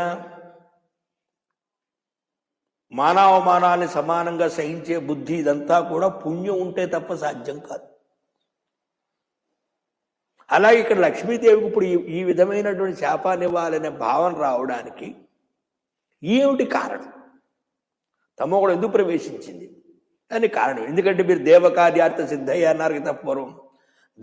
కాలయోగాతు, ఏదో కాలయోగం వల్ల జరగబోయేటువంటి ఒక విధానం వల్ల దేవతల కార్యం సిద్ధించడం కోసం ఆవిడ ఆ విధంగా చెప్పించింది. ఏమిటంటే ఆ దేవతా కార్యము అని ప్రశ్న వేస్తే దానికి సమాధానం చెప్తున్నారు. ఏమిటయ్యా అంటే, నాయనా అన్యచ్చ కారణం కించిత్ వర్తతే సురసత్తమా భవతాంచ మహత్కార్యం భవిష్యత్ సంశయ. నాయనా మీకు ఒక అద్భుతమైన కార్యం, ఒక పని ఉంది మీదే, ఒక పెద్ద పని. ఆ పని సాధించాలి. ఏమిటయ్యా పని అంటే, పురాదైత్య మహాభావ హయగ్రీవో అతి విస్తృత. ఇతఃపూర్వం కొంత ముందు హయగ్రీవుడు అని ఒక రాక్షసుడు ఉన్నాడు. ఇది రాక్షసుడి పేరు హయగ్రీవుడు. హయగ్రీవ అవతారం పరమేశ్వర అవతారం కాదు. మళ్ళా రెండు కలపద్దండి మహానుభావులు, జాగ్రత్త, రెండు కలపద్దు. హయగ్రీవ రాక్షసుడు. ఈ హయగ్రీవ అనేటి రాక్షసుడు తపశ్చక్రే సరస్వత్యా తీరే పరమదారుణం జపన్ ఏకాక్షరం మంత్రం మాయాబీజాత్మకం మమ నిరాహారో జితాత్మాచ సర్వభోగ వివర్జిత. చూడండి ఎంత ఆశ్చర్యం. వాడు సమస్త భోగాలు విడిచిపెట్టి నిరాహారుడై దారుణాది దారుణమైనటువంటి అమ్మవారిని ఉద్దేశించి తపస్సు చేశాడు. నన్ను ఉద్దేశించి తపస్సు చేశాడు అని ఆకాశవాణి చెప్తోంది. నన్ను తపస్సు చేశాడు. అలా ధ్యానం చేస్తూ ధ్యాయన్మాం తామసీం శక్తిం సర్వభూష భూషితాం ఏవం వర్ష సహస్రంచి తపశ్చక్ర అతి దారుణం. ఏదైతే నా తమోగుణమైన రూపం ఉందో ఆ తమోగుణ రూపాన్ని అత్యంత దారుణంగా 1000 సంవత్సరాలు తపస్సు చేశాడు ఈ హయగ్రీవ అనేటువంటి వాడు. 1000 సంవత్సరాలు తపస్సు చేసి తదాహం తామసం రూపం కృత్వా తత్ర సమాగత దర్శనే పునఃపురతస్థస్య ధ్యాతం తత్యేన యాదృశం. ఈ రకంగా ఏ శక్తిని వాడు తపస్సు చేస్తాడో ఆ శక్తి రూపాన్ని ధరించి నేను వచ్చాను. తామశక్తి రూపం ధరించి వచ్చాను. ఎలా వచ్చాను? సింహో ప్రసిత తత్ర తమోవోచం దయాన్విత వరం బ్రూహి మహాభాగ దదామి తవ శుభ్రత. సింహారూఢురాలని వాడు ముందుకొచ్చి, నాయన నువ్వు చాలా గొప్ప తపస్సు చేసావు, నీ తపస్సు చాలా గొప్పది, కాబట్టి నీకు ఏ వరం కావాలో కోరుకో అని అడిగాను. ఆ మాట నా అసురుడు నాకు ఆ రాక్షసుడు నాకు ఆ దానవుడు నాకు నమస్కారం చేశాడు. నాకు ప్రదక్షిణ చేసి నమస్కారం చేశాడు. వెంటనే దృష్ట్వా రూపం అదీయం సప్రోపం ప్రేమోత్ఫుల్ల విలోచన హర్షాసు పూర్ణనైన తుష్టాసమాం తదా. ఈ రకంగా దర్శనమిచ్చి నన్ను చూసి మళ్ళా స్తుతించాడు. ఆనంద బాష్పాలు కారుస్తూ అత్యంత సంతోష స్వాంతుడి హయగ్రీవ వాచ నమో దేవ్యై మహామాయే సృష్టిసిత్యంతకారిణి భక్తానుగ్రహ చతురే కామదే మోక్షదే శివే ధరాంబుతేజ పవన ఖ పంచాన అంచకారణం త్వం గంధరస రూపాణం కారణం స్పర్శశబ్దయో ఘ్రాణంచ రచనా చక్షు త్వక్శ్రోత్ర ఇంద్రియాణి చ కర్మేంద్రియాణి చాన్యాని త్వత్త సర్వం మహేశ్వరి. అమ్మ పంచభూతాలు, పంచతన్మాత్రాలు, పంచకర్మేంద్రియాలు, పంచ జ్ఞానేంద్రియాలు, శబ్దరూప స్పర్శ మొదలైనటువంటి అన్నీ కూడా నీ నుంచి ఆవిర్భవించాయి. అన్నిటికీ నువ్వే కారణము, అటువంటి నమస్కారం చేస్తున్నాను అని ఎప్పుడైతే అన్నాడో దేవ్యవాచ ఆ విధమైన హయగ్రీవుడనే అసురుడు యొక్క స్తోత్రాలు ఉన్నటువంటి పరదేవత ఆ తామసి దేవత అందులో మళ్ళా మాట్లాడింది. ఏమని మాట్లాడింది? తేభిష్టం వరం బ్రూహి వాంఛితం యద్దదామి తతు పరితుష్టాస్తు భక్త్యాతి తపసా చాలా అద్భుతమైన. నాయన చాలా అద్భుతమైన తపస్సు చేశావు, నీ తపస్సుకు నేను చాలా సంతోషించాను, కాబట్టి ఏం వరం కావాలో కోరుకో, నువ్వు అడిగిన వరాన్ని నేను నీకు ఇస్తాను అని అప్పుడు నేను చెప్పడం జరిగింది వాడికి, హయగ్రీవుడు అనే దానవుడికి.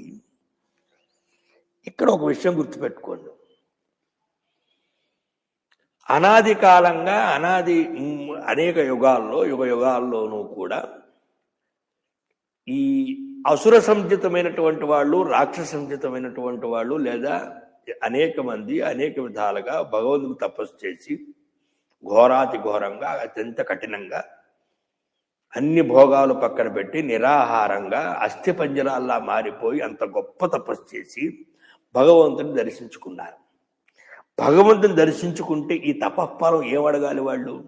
అమ్మ జన్మరాహిత్యాన్ని ఇచ్చి నాకు మోక్షాన్ని కలగచేసి నన్ను ఉద్ధరించమ్మా, ఏది నాకు శ్రేయస్సు ఆ విధమైనటువంటి ఉపదేశం చేసి నన్ను ఉద్ధరించు అని అడగాలి. ఇక్కడ గుర్తుపెట్టుకోవాల్సిన విషయం ఇదే. దుర్మార్గులు అనేటువంటి వాళ్ళు, మనసులో కోరికలు ఉండేటువంటి వాళ్ళు, లేదా వివిధమైనటువంటి విషయాల మీద ఆసక్తి ఉన్నటువంటి వాళ్ళు ఎంత ఎంత కఠినంగా తపస్సు చేసినా కూడా వాళ్ళ కోరుకునే వరాలు ఎలాగుంటాయి అంటే, దేవుడు కనపడుతున్నా నాకు చావు లేకుండా చెయ్యని కోరుకుంటారు. అరే చావు లేకుండా ఆవిడలో లయం చేసుకుని, ఆవిడలో నిన్ను ఐక్యం చేసుకుని ఆవిడే ప్రత్యక్షమైంది. అమ్మా నన్ను నీలో ఐక్యం చేసుకో, ఐక్యం చేసిన జ్ఞానాన్ని ప్రసాదించు, ఈ తుచ్చమైన సంసారం నాకొద్దు, ఈ తుచ్చమైన అన్ని వదిలిపెట్టు కదా తపస్సు చేశాడు. అంత తపస్సు చేసి భగవంతుని దర్శనం చేసుకుంటే అడిగిన వరాలు ఏమిటి? అందరూ నేను చచ్చిపోకూడదు, నాకు చావు లేకుండా ఉండాలి. అబ్బాయి నాయన అది కుదరదురా, చావు లేకుండా రా కుదురుతుంది, ఇంకైనా వరం కోరుకో. ఆ ఒక్కటి తప్ప ఎవరు అడగంట. చూశారా, భగవంతుని దర్శించినా కూడా భగవంతుడి సద్బుద్ధి పుడుతుంది అనేది ఆ సందర్భము. కాబట్టి దేవస్థానాలు ఇవాళ బీడుపడిపోయినాయి, దేవస్థానాలు ఇవాళ ఎడారిలాగా ఉన్నాయి, దేవస్థానాలు ఇవాళ కళాకాంతులు లేకుండా ఉన్నాయంటే చుట్టూ ఉన్న భక్తులేక, వాళ్ళ వల్లేక ఏ పని చేయనివ్వరు, వాడు చేయరు, ఏమి చేయనివ్వరు. ఇవాళ దేవస్థానం డెవలప్మెంట్ అంటే ఏమిటి? కళామంటపాలు కట్టడాలు, షాపులు కట్టడాలు, బయట వాటిలో అద్దెలకు ఇవ్వడాలు, అద్దెల మీద ఇవాళ బ్రహ్మాండంగా కాలక్షేపం చేయడాలు చూస్తున్నాం. ఆ గుళ్ళో స్వాహ, ఈ గుళ్ళో స్వాహ, అన్ని స్వాహాలే. ధర్మ ఆదాయము, దేవ ఆదాయము. దేవుడి నుంచి ఆదాయాన్ని కొట్టడం, ధర్మం నుంచి ఆదాయం కొట్టేయడం. రేపు మన జన్మ ఏమిటి తెలియదు. వాడికి జన్మ చాలా భయంకరంగా ఉంటుంది. ఆ జన్మ భగవత్ సొమ్ము బ్రాహ్మణ సొమ్ము, భగవంతుడి సొమ్ము తిన్న వాళ్ళ పరిస్థితులు ఎట్లా ఉంటాయంటే సందర్భంలో చెప్తాను, చాలా భయంకరంగా ఉంటాయి. చూడండి అసలు ఎట్లా ఉందో పరిస్థితి. ఏ దేవస్థానాలు ఎక్కడైనా సరే ఏదైనా ఒక మంచి పని చేద్దామంటే 1,00,000 ఆంక్షలు, 1,00,000 వ్యవహారాలు. ఇటువంటి పరిస్థితులు హిందూ ధర్మం నాశనం అయిపోతాం, హిందూ ధర్మం అందరి చేత అవమానపడుతాం, హిందూ ధర్మం అందరి చేత చాలా నూచ్యంగా మాట్లాడబోతుందండి. ఎవరూ మాట్లాడలే, మనమే చేస్తున్నాం దాన్ని. ప్రతి ఆదివారం ఒకనొక మతం వాళ్ళు 3 సంవత్సరాల పిల్లాడి దగ్గర నుంచి 90 సంవత్సరాల వరకు కూడా వాళ్ళు ప్రతి ఒక్కళ్ళు కూడా వాళ్ళ మత మందిరానికి వెళ్ళి వాళ్ళు ప్రార్థనలు చేస్తారు. అలా ప్రతి హిందువు తన 3 సంవత్సరాల పిల్లలు చూసి ఎంతమంది దేవస్థానాలకు వెళుతున్నారు, ఎంతమంది దేవుణ్ణి దర్శిస్తున్నారు, ఎంతమంది దేవుణ్ణి వాళ్ళు ఆరాధన చేస్తున్నారు. ఇంకో మతస్థులైతే 3వ పిల్లవాడి దగ్గర నుంచి ఉపవాసాలు ఉంటారు. మరి ఇక్కడ 80 ఏళ్ళు వచ్చినా ఉపవాసం తెలియదు మన హిందువుల్లో చాలా మందికి. అమ్మో ఆకలండి, ఉండలేము. మరి మనం తప్పులు చేస్తూ మన ధర్మాన్ని మనమే కాలు రాస్తూ, మన ధర్మాన్ని మనమే కొన్ని ఇళ్లలో నేను చాలా సందర్భాల్లో విన్నాను, ఎప్పటి నుంచి ఉపవాసాలు ఎందుకురా, ఎప్పటి నుంచే స్నానాలు ఎందుకురా. మరి ఎప్పుడు చేస్తాడు? ఒళ్ళంతా ఓనమైపోయి ఇవాళ 30 సంవత్సరాలు దాటితే ఒండిండా రోగాలే. ఇప్పుడు చేసేది ఏముంది అక్కడ? ఇంకా చిన్నప్పుడు ఏడవలేదు, చేద్దాం అనుకున్నప్పుడేమో శరీరం సహకరించదు. చేసేది ఏముంది అక్కడ? మహా తిట్టుకుంటూ చేసుకుంటూ ఇలాగే. అందువల్ల ఎప్పుడు కూడా ఇతర మతాలు ఎప్పుడు మనం దూషించకూడదు. వాళ్ళ మతంలో చేయవలసిన దాన్ని సక్రమంగా చేసుకుంటున్నారు. వాళ్ళ మతాన్ని వాళ్ళు పెంపొందించుకుంటున్నారు. ఆ పని నువ్వు చేయవయ్యా, నీ మతాన్ని పెంపొందించు, నువ్వు సక్రమంగా చేయవలసిన పనులు చేయించు, నీ తర్వాత తరాలను తయారు చెయ్యి, తర్వాత తరాలు తీసుకురా దేవస్థానం, తర్వాత తరాలు ఇటు 4 మాటలు వినిపించండి, మంచి మాట వినిపించండి, మంచి మార్గంలో తెచ్చుకురండి. అది మనం చేయవలసిన మానేసేసి ఇతరులు తెచ్చుకుంటే ఏం ప్రయోజనం? వాళ్ళు ఏం చేస్తున్నారో ఆలోచించండి, వాళ్ళు ఎలా పెంచుకుంటున్నారో చూడండి, ఎలా వాళ్ళు చిన్నప్పటి నుంచి ఎలా తీసుకొస్తున్నారో చూడండి, ఎలా భక్తిని బిల్డప్ చేస్తున్నారు. మీరు ఎందుకు చేయట్లేదు ఆ పని? ఇవాళ ఘోరం ఏమిటంటే అనేక మంది హిందూ అమ్మాయిలు చేతులు గాజులు వేసుకోరు, మొహాన బొట్టు ఉండదు. ఇవాళ అందరూ జుట్టు విరబోసుకు తిరుగుతున్నారు. మీకు గుర్తుందో లేదో, భారతంలో జుట్టు విరబోసుకుంది ఎవరు? ద్రౌపది. ఎందుకు విరబోసుకుంది? కౌరవుల నాశనం కోసం. అలాగే రామాయణంలో జుట్టు విరబోసుకుంది ఎవరు? కైకేయీదేవి. ఫలితం ఏమొచ్చింది? భర్తను చంపుకుంది. ఇవాళ ఎంత జుట్టు విరబోసుకునేవాడు, ఎంత తప్పది, ఎంత దుర్మార్గం అది అసలు. కాబట్టి మన పిల్లల్ని మనం సరిగ్గా సక్రమంగా పెంచక, మన పిల్లల్ని మన ధర్మంలోకి తీసుకురాక, మన పిల్లల్ని మన ధర్మాన్ని చెప్పక, ఇతర మతాలు ఎప్పుడు దూషించకూడదు. ఇతర మతాలు తిట్టే అధికారం మనకు లేదు. ఎందుకంటే మనమే నాశనం చేస్తున్నాం.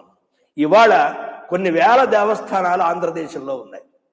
ఏ దేవస్థానంలో ప్రతినిత్యము పురాణ ప్రవచనం జరుగుతుంది చూపించండి నాకు. ఈ ఫలానా దేవస్థానంలో ప్రతిరోజు కూడా కొన్ని సంవత్సరాల నుంచి పురాణ ప్రవచనం జరుగుతోంది అన్న ఒక్క దేవస్థానం నాకు చూపించండి. 20-30 సంవత్సరాల క్రితం ఎన్ని దేవస్థానాల్లో ప్రతిరోజు పురాణాలు జరిగేవి, పురాణ ప్రవచనాలు చెప్తూ ఉండేవాళ్ళు. వాడు ఎందుకు లేదు?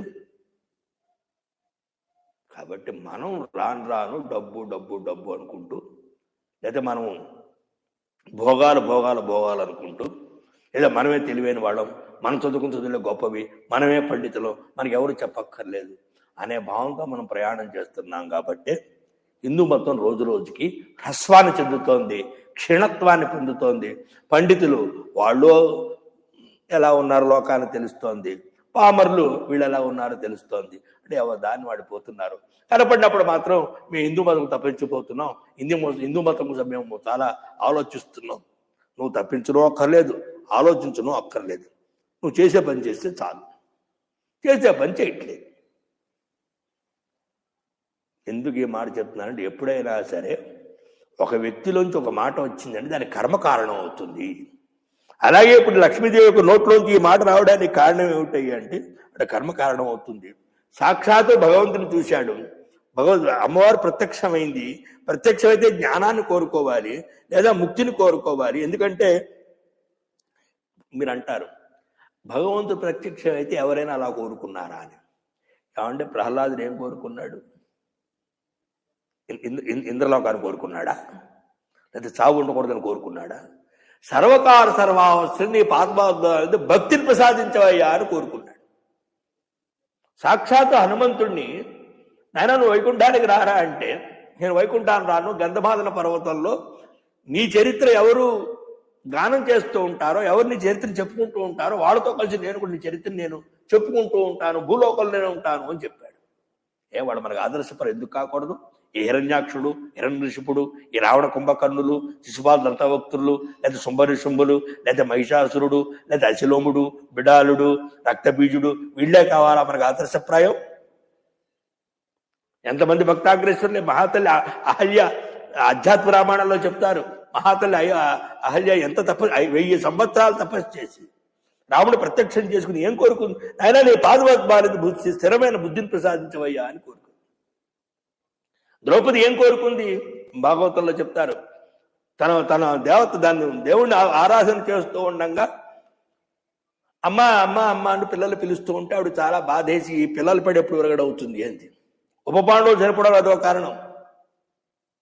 ఇది చాలా పెద్ద కథ, రేపు ద్రౌపది కథ వచ్చినప్పుడు చెప్తాను. ఇది చాలా పెద్ద కథ. అది అంటే అర్థం ఏంటి? భగవంతుడి సేవకి పిల్లలు కూడా ప్రతిబంధకం. అయితే ఆ రకం మా పిల్లల్ని చంపేయమంటారు, మీరు నేను చంపమని చెప్పట్లే. అంటే అంత తదేకమైన భక్తి ఆవిడ కోరుకుంది ఏమిటి? పిల్లల మీద, కుటుంబం మీద, భర్త మీద నాకు వ్యామోహం ఉండకూడదని కోరుకుంది. అంటే వ్యామోహం చాలా పెద్ద తప్పు. నా మాటలు చాలా జాగ్రత్తగా ఉన్నానండి, కంగారు పడితే అర్థం కావు నా మాటలు. నేను మీరు వింటున్నటువంటి పురాణ వ్యాఖ్యల కంటే భిన్నంగా చెప్తాను. ఎందుకంటే నాకు ధర్మం అంటే మహా ఇష్టం. ధర్మం వైపు నాది ఎక్కువగా ఉంటుంది. ధర్మము, భక్తి, వేదాంతం ఇవి చాలా ఎక్కువగా. ఎందుకంటే పురాణాలు పుట్టింది దానికోసమే, ధర్మాలు చెప్పడానికి పుట్టాయి, భక్తిని పెంపొందించడానికి పుట్టాయి. నిర్గుణ నిరాకార వేదాంతంలో నిర్గుణ నిరాకార రూపాన్ని చెప్పింది కాబట్టి అది అందరికి అర్థం కాదు. సగుణ సాకార రూపాన్ని చెప్పడానికే పురాణాలు. ఈ కథలన్నీ ఏమిటంటే మిమ్మల్ని రంజింపజేయడానికి. ఈ కథలన్నీ కూడా పరమాత్మ స్వరూపం తెలుసుకోవడానికే తప్ప ఇదివరకే మీకు బుద్ధికి అంటుతుందని, బుద్ధికి బాగా తెలుస్తుందని కథలు తప్ప ఈ కథల వల్ల మనకి ప్రయోజనం ఏం లేదు. ఈ కథల్లో అంతర్గతంగా ఉండేటువంటి పరదేవతా స్వరూపాన్ని మనం మన రూపంగా భావన చేయాలి. దాంట్లో ముఖ్యోద్దేశం, వ్యాసుడు ముఖ్యోద్దేశం అది. ఇక్కడ ఆయన ప్రతిజ్ఞ కూడా అదే. అందుకని ఇక్కడ ఈ రకంగా ప్రత్యక్షమైతే హయగ్రీవుడికి వాడు ముక్తిని కోరుకోవడం మానేసి ఏం కోరుకున్నాడు? హయగ్రీవ యథా మే మరణం మాత నభవే తథా కురు భవే అమరో యోగి తథా జేయ సురాసురై. అమ్మ నాకు మరణం లేకుండా, ఎవరి చేత పరాజయం లేకుండా నాకు వరాన్ని, మరణం ఉండకూడదు. చూసారా ఎన్నాళ్ళు బతుకుతాండి ఎవడైనా? ఇప్పుడు తాడి చెట్టు బతుకుతుంది, కొబ్బరి చెట్టు బతుకుతుంది. అలాగా బతకడమా? మన జన్మకు సార్థకం కావాలి, చరితార్థం కావాలి. దీనికి ఏదైనా ఒక ప్రయోజనం ఉండాలి. శరీరం ధరించాము అంటే ఈ వరం కోరుకుంటే అమ్మంది దేవ్యవాచ జాతస్య ధ్రువం మృత్యు ధ్రువం జన్మ మృతస్య మర్యాద చేదృశీ లోకే భవేచ్చ కథమన్యత. నాయన జాతస్య ధ్రువం మృత్యు ధ్రువం జన్మ మృతస్య, చనిపోయిన వాడు పుట్టవలసిందే, పుట్టినవాడు చావలసిందే. ఇది లోక వ్యవస్థ నాన్న, దీన్ని ఎవరు పాడు చేయలేరు. నీ చావు తథ్యమే, నువ్వు చావడం ఖాయమే. దాని పక్కన పెట్టి ఇంకో వరం కోరుకో. అది నిర్ణయించి నువ్వు మరణం లేక వరం కాకుండా మరో వరం కోరుకో అంటే అప్పుడు హయగ్రీవాచ హయగ్రీవాచ్ మే మృత్యు నాణ్యస్మాత్ జగదంబికే ఇది మే వాంఛితం కామం పూర్వ విశ్వమనోగతం. అమ్మా నేను హయగ్రీవుని కాబట్టి హయగ్రీవ మోహం కలిగినటువంటి పురుషుల వల్ల మాత్రమే నాకు మరణం కావాలి అని కోరుకున్నాడు. అంటే నాది గుర్రం ముఖం, హయగ్రీవుడు అంటారు నన్ను. ఈ విధమైనటువంటి అశ్వముఖాన్ని ధరించినటువంటి ఎవరైతే పురుషుడు ఉంటాడో వాడి నుంచి నాకు మరణం రావాలి తప్ప ఇంకెవరి నుంచి మరణం రాకూడదు. ఇలా వాడు వరం కోరుకోవడం వల్ల తామసీ దేవతని పూజ చేశాడు కాబట్టి తమోగుణ ప్రధానమైన నేను లక్ష్మీ హృదయంలో ప్రవేశించి సీమావేశ శిరస్సు పడిపోవడానికి కారణభూతమయ్యింది. ఇప్పుడు ఆయన మీరు తెచ్చి హయగ్రీవాదనాన్ని చేర్చండి, ఆయన హయగ్రీవుడు అవుతాడు. మిమ్మల్ని బాధిస్తూ, వేదాల్ని బాధిస్తూ, శాస్త్రాల్ని బాధిస్తూ, ధర్మకంటకంగా లోకకంటకంగా ఉండేటువంటి ఆ లోకకంటకుడైనటువంటి హయగ్రీవుడు అనేటువంటి అసురుణ్ణి ఈ హయగ్రీవుడు సంహారం చేస్తాడు. ఇది నాయన దేవకార్యార్థ సిద్ధయే. ఇది దేవతల కార్యం అంటే. చూసారా, కారణం లేదే కార్యం ఉండదు అంటే అమ్మవారు కోపం రావడం, ఆవిడ శిరస్పడులు చూపించడం, ఆ శిరస్సు పడిపోవడానికి శాపానికి ఆవిడ ముఖ్య కారణం కాదు, ఈ వరం కూడా ఒక కారణం అని చెప్పడం. ఇవన్నీ కూడా మనం ఒక పురాణాన్ని సంపూర్ణంగా వినడం నేర్చుకుంటే అక్కడుండే అతి రహస్యాలన్నీ కూడా మనం ఏ రోజు కూడా కోల్పోకుండా జాగ్రత్తగా వింటే అప్పుడు మీకు మరొక పురాణం వింటున్నప్పుడు సులభంగా అర్థమవుతుంది. దేవి వాచ గృహం గచ్చ మహాభాగ కురు రాజ్యం యథాసుఖం హయగ్రీవా దురితే మృత్యునతే నూనం భవిష్యతి. కాబట్టి హయగ్రీవుడి కంటే నేను ఎవరు కూడా చంపరు, హాయిగా నీ రాజ్యానికి వెళ్ళు, పరిపాలన చేసుకో, హాయిగా ఉండంటే ఆ వరాన్ని ఆ వరం ఇచ్చే తల్లి అంతర్ధానం చెందింది. ఆ వరాన్ని పొందినటువంటి ఈ హయగ్రీవుడు తన రాజ్యానికి వచ్చాడు. వచ్చి ఏం చేస్తున్నాడు చూడండి. ఈ హయగ్రీవుడనే అసురుడికి అమ్మ ప్రత్యక్షమైంది. ప్రత్యక్షం ఏం చెప్పింది? చావును అతిక్రమించలేవు, ఫలానా వాడి వల్ల చావు ఉంది అని చెప్పింది. మరి అమ్మవారిని చూశాడు, చావుని ఎవరు అతిక్రమించలేని ఆవిడ చెప్పింది, ఫలానా వాడి వల్ల చావు ఉందని చెప్పింది. లోకంలో ఎవరైనా సరే వాడు సర్వస్వాన్ని కోల్పోతున్నారు, సర్వ సౌఖ్యాల్ని కోల్పోతున్నారు, సర్వ సంపదల్ని కోల్పోతున్నారు అంటే నేనైనా కావచ్చు, మీరైనా కావచ్చు, లోకంలో ఎవరైనా కావచ్చు, వాడు అధర్మ ప్రవర్తనే కారణము. వాడు అధర్మంగా ఎప్పుడైతే ప్రవర్తిస్తూ ఉంటారో, అధర్మంగా ఎప్పుడైతే ఆలోచిస్తూ ఉంటారో, అధర్మంగా ఎప్పుడైతే వాళ్ళు మాట్లాడుతూ ఉంటారో, ఈ అధర్మ ప్రవర్తనే ఇవాళకైతే రేపు ఎల్లుండ మనల్ని సర్వనాశనం చేస్తుంది. అంతే తప్ప ధర్మ ప్రవృత్తులను ఎప్పుడూ కూడా ఏ విధమైనటువంటి నష్టము కష్టాలు వాళ్ళకి రావు. అవి వచ్చిన తాత్కాలికం, మళ్ళా వాళ్ళకి కావచ్చు, సంపదలన్నీ వస్తాయి. దాని ఉదాహరణ మన కుచేలుడు కావచ్చు, ఎవరైనా కావచ్చు. అనేక ఉదాహరణలు బోల్డ్, ప్రతిదానికి ఉదాహరణలు ఉన్నాయండి. అందువల్ల ఇక్కడ ఏమైంది? ఆ విధ వరం పొంది ఏం చేయాలి? అమ్మవారిని చూశాడు, మరి బుద్ధి మారాలి కదా, ఇప్పుడు సద్బుద్ధి కలగాలి కదా, ఇప్పుడు మంచి ఆలోచన చెయ్యాలి కదా, తను ఉద్ధరించుకోవడానికి కావాల్సిన ప్రయత్నం చెయ్యాలి కదా. అది మానేసి అమ్మవారు వరాన్ని పొంది తన చావు ఎవరోలో తెలుసుకుని వాడు చేస్తున్న పని ఏమిటి? సపీడయేతి దుష్టాత్మా మునీన్ వేదాంశ సర్వశ. అలా వచ్చిన వీడు ఈ అజేయమైన బలాన్ని పొందాడు కాబట్టి ఎవరోడు సంహారం చేయరు కాబట్టి తదాది ఏం చేయడం ప్రారంభించాడు వీడు. ఇంకా ఇతోధికంగా, ఇంకా రెట్టింపు ఉత్సాహంతో తపస్సు చేసుకుని ముల్ని బాధించాడు. దుర్మార్గుడై వేదాలను సర్వనాశనం చేశాడు, వేదాలన్నీ కూడా ధ్వంసం చేశాడు, వేదాలన్నీ కూడా నాశనం చేసేశాడు. నకోపి విద్యతే తస్య అంతా అద్య భువనత్రే. ప్రస్తుతానికి వాడిని చంపేటువంటి వాడు ఎవడు ముల్లోకాలు లేడు కాబట్టి వాడు స్వేచ్ఛగా యథేచ్ఛగా ఏమేమి ధ్వంసాలు చేయాలో, ఏమేమి నాశనం చేయాలో, ఏం చేయాలో అవన్నీ చేశాడు. లోకంలో కూడా అంతే. అధికారంలో ఉన్నవాడు నాకు అధికారం ఎప్పుడు ఉంటుందని ఏవో చేస్తూ ఉంటాడు. అధికారం పోదు, పోయిన వాడు బతికేమిటి? లోకాల మనం చూస్తున్న అధికార పురుడు ఎలా ఉన్నారు? తస్మాత్ శీర్షమయస్యాస్య సముద్రిత్య మనోహరం దేహాత్ర విశ్రో విష్ణో త్వష్టా సంయోజయిష్యతి. కాబట్టి ఇప్పుడు మీరు చేయవలసిన పని ఏమిటంటే ఒక హస్వం యొక్క ముఖాన్ని తెచ్చుకురండి. ఈ త్వష్ట ప్రజాపతి దేవశిల్పి ఆయన ఆ ముఖాన్ని విష్ణుమూర్తి సంయోగం చేస్తాడు. హయగ్రీవోత భగవాన్ భనిష్యతి తమాసు. వీడు హయగ్రీవుడైన పరమాత్మ ఆ హయగ్రీవుడైన అసురుని సంహారం చేస్తాడు. పాపిష్టం దానవం క్రూరం దేవానామిత కావ్యయ. దేవత హితం కోరి పరమ దుర్మార్గుడే పాపిష్ఠుడైనటువంటి క్రూరుడైనటువంటి హయగ్రీవ సంహారం జరుగుతుంది. దానికి ఇదంతా జరిగింది. అప్పుడు ఎవరు దుఃఖించక్కర్లేదు. ఎవరు లక్ష్మీ కారణం కాదు, ఇటు మీరు కారణం కాదు. వాడు చావు ఇలా రాసిపెట్టింది కాబట్టి ఈ విధమైన ఒక నాటకం ఆడాల్సి వచ్చింది అంటూ అమ్మవారు చెప్పడం జరిగింది. సోతవాచ ఏవం సురాన్ సదాభాష్య శర్వాణి విరరామ దేవా తదా అతి సంతుష్టా తమూచు దేవశిల్పిన్మా. ఈ మాట విన్నటువంటి ఆ శర్వాణి పదవాచ్యమైన పరదేవత ఎప్పుడైతే ఆ మాట చెప్పిందో అత్యంత ఆనందభరితులైన దేవతలంతా కూడా దేవశిల్పిని పిలిపించి దేవాహ ఊచు కురు కార్యం సురాణంబే విష్ణో శీర్ష్ణాభియోజనం దానవ ప్రవరం దైత్యం హయగ్రీవో అనిశ్యతి. నాయనా దేవశిల్పి, నువ్వు వెంటనే వచ్చి హయగ్రీవ ఒక ముఖాన్ని ఇస్తువు తగిలించు. ఆయన దానివల్ల మళ్ళా పునర్జీవనం అవుతాడు. పునర్జీవత్వాన్ని పొంది ఆయన మళ్ళా హయగ్రీవుని సంహారం చేసి మా అందరం కూడా సుఖాన్ని ఇస్తాడు. ఇక్కడ చాలా మంది ఒక ప్రశ్న వేస్తారు.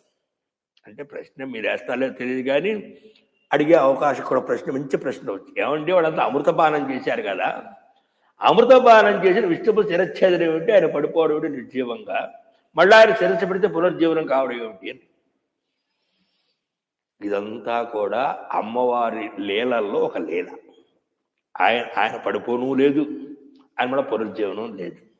వాళ్ళు ఎప్పుడూ కూడా నిత్య నూతనమైన చైతన్యం కలవాళ్లే.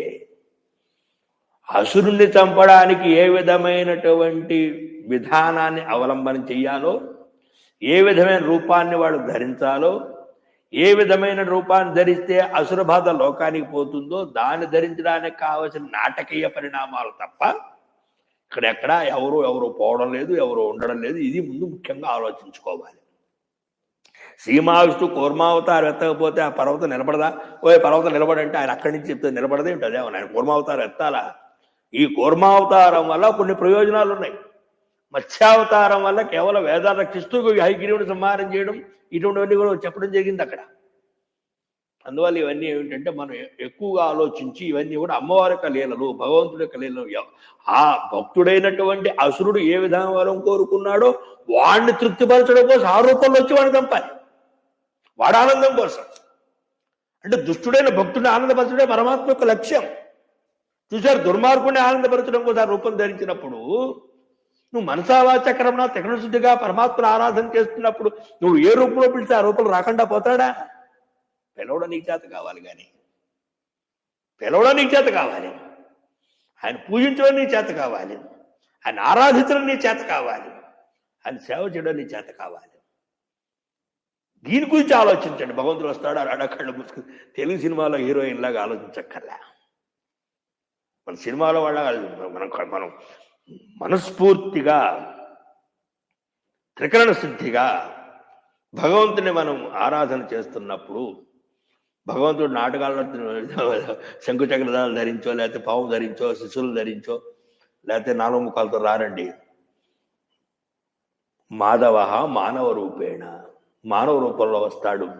మనకు అత్యంత క్లిష్టమైన సమయంలో, కష్టమైన సమయంలో అలా సహాయం చేసి అలా అంతర్ధానం చెందుతాడు. కొంతమందికి అనుభవాలు ఉండొచ్చు, ఈ విషయం తెలియచ్చు. కొంతమందికి మన మార్గంలో వెడుతూ ఉంటాం, ఏదో ఆలోచిస్తూ ఉంటాం, మర్చిపోయి ఉంటాం. అసలు రోడ్డు మీద ఉన్నామనే భావనే మనకు ఉండదు. వెనకాల వస్తున్న వాహనం కూడా ఆరును కొడుతూ ఉంటాడు, మనం కదలం. ఆ పక్కన వచ్చి ఇలా లాగుతారు.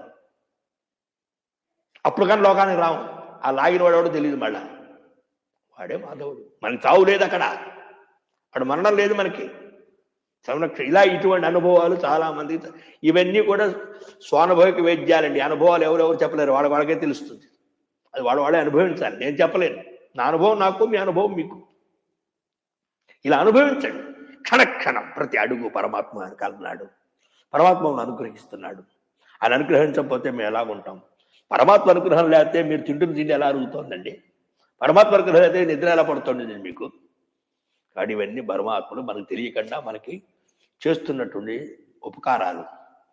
అదేవన్నీ భగవంతుడి యొక్క లీలలు, భగవంతుడి యొక్క వ్యవహారం కాబట్టి విష్ణు శిరఛేదనము మన శిరస్సు అండించడం ఇదంతా ఊరికే ఒక నాటకం చూపించాలండి. అటువంటి వాడికి ఎంత కష్టం వచ్చింది. దీన్ని బట్టి ఏం తెలుస్తుంది, ఆయన ఏదో నీ కష్టాలేవో కష్టాలు అనుకుంటున్నావు, చూసావా లక్ష్మీదేవి కోపంతో భర్త శిరఛేదనే చేసింది. ఇలా ఆలోచిస్తుంటారు కొంతమంది దుర్మార్గ బుద్ధిహీనులు. అయ్యో అంతటి దేవదేవుడైనటువంటి జగత్తుకి ఆదిపురుషుడైన కృష్ణ శ్రీ మహావిష్ణువు శిరస్సును కోల్పోయి కింద పడిపోయాడు. చూసావు, ఆయనే పడిపోతే మన బతికి ఎంతరా, మనం ఎంతరా, మన స్థితి ఎంతరా, దుఃఖపడితే ఎలాగా, ఆయనలాగా మళ్ళా ఆయన పునర్జీవాన్ని పొందాడో అలా మన ఆప్తులు సంపాదించుకొని పునర్జీవాన్ని పొందాలి. ఇక్కడ ఆప్తులు ఎవరు? వేదాంత వాక్యాలు. అలా ఆప్తులు పొంది మనం మన పునర్జీవాన్ని పొందాలి. ఇవన్నీ ఈ కథలు నిబిడీకృతం ఉన్నాయి. ఇది గ్రహించాలి వినేవాళ్ళు. అంతే తప్ప నేనేదో కథ చెప్తున్నాను మీరు వింటున్నారు అని అర్థం కాదు. ఈ కథలో ఉన్నవి ఏమిటి, ఎన్ని రకాల మరుపులు వచ్చిందండి ఈ కథ. చివరి వాడు ఏమడిగాడు, ఇంత తప్ప చేసి అమ్మవారి ప్రత్యక్ష నాకు చావు లేకుండా వారం కావాలని కోరికాడు. అబ్బాయి నాయన కుదరదురా అని. అంటే భగవంతుడు చూసినా వాడికి ఇంకా జీవించాలి, ఇచ్చి చావలేదు వాడికి.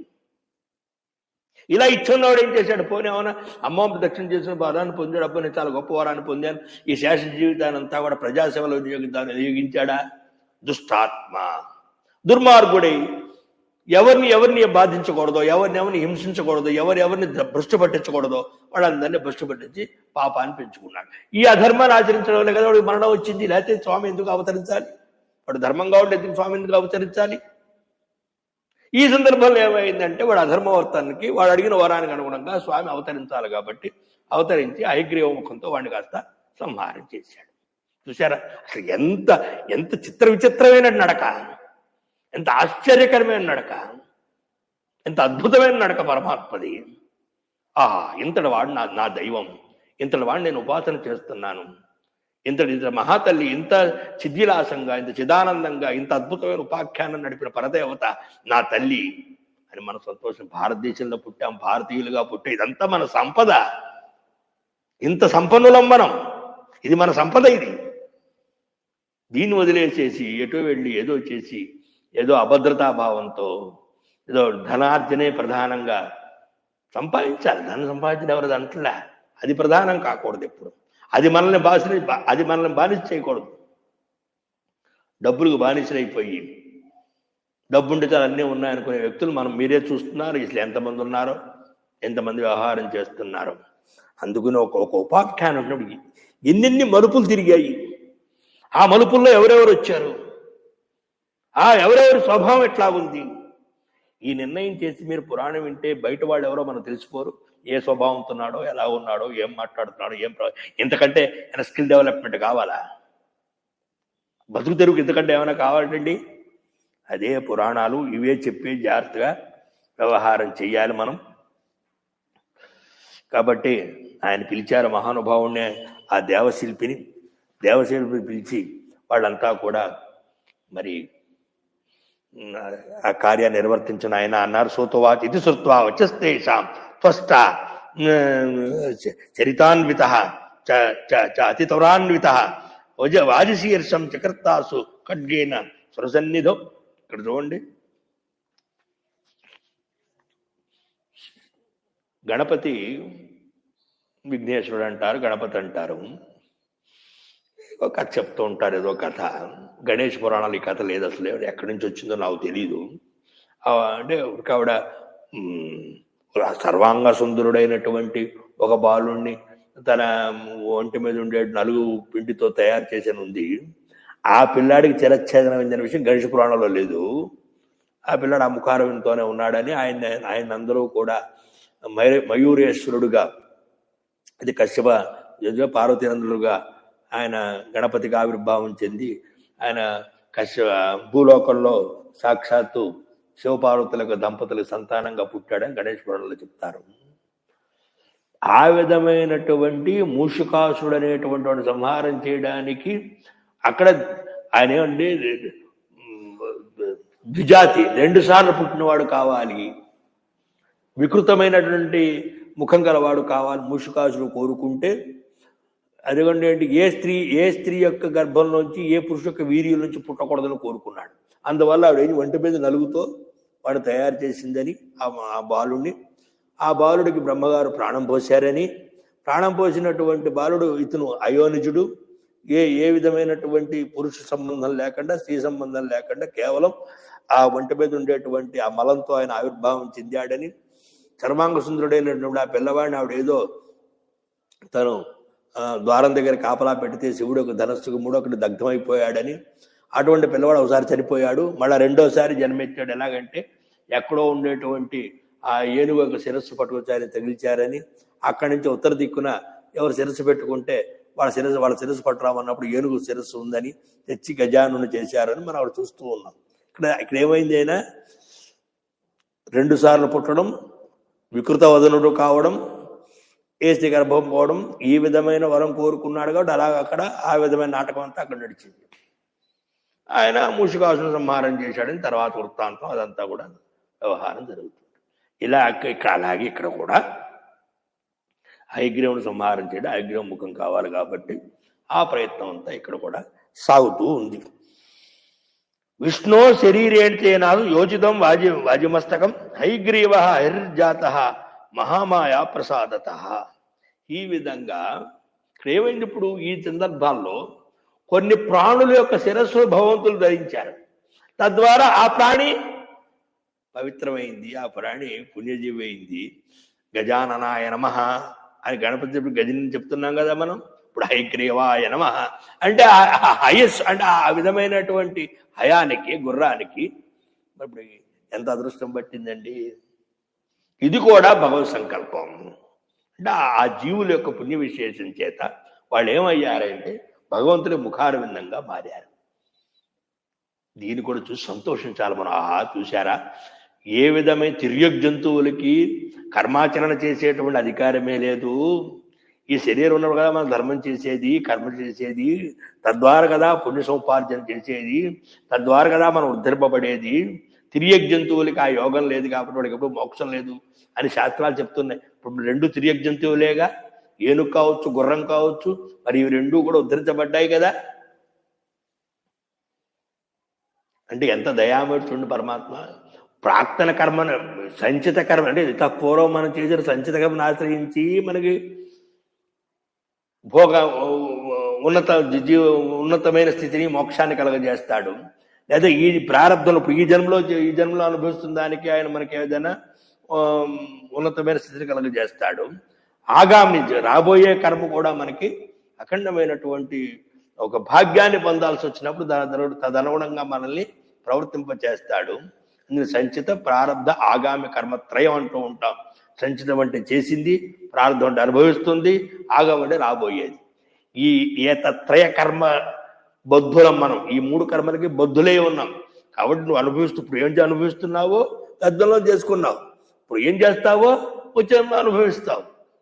ఇది మర్చిపోయి వచ్చి ఎవరు చూసి వచ్చాడు, ఎవరు చూడరు. ఇప్పుడు ఈ జన్మ చూసావా, పుట్టక ముందు చూడలేదు కదా. గత జన్మ ఉండో నీకు తెలియదు.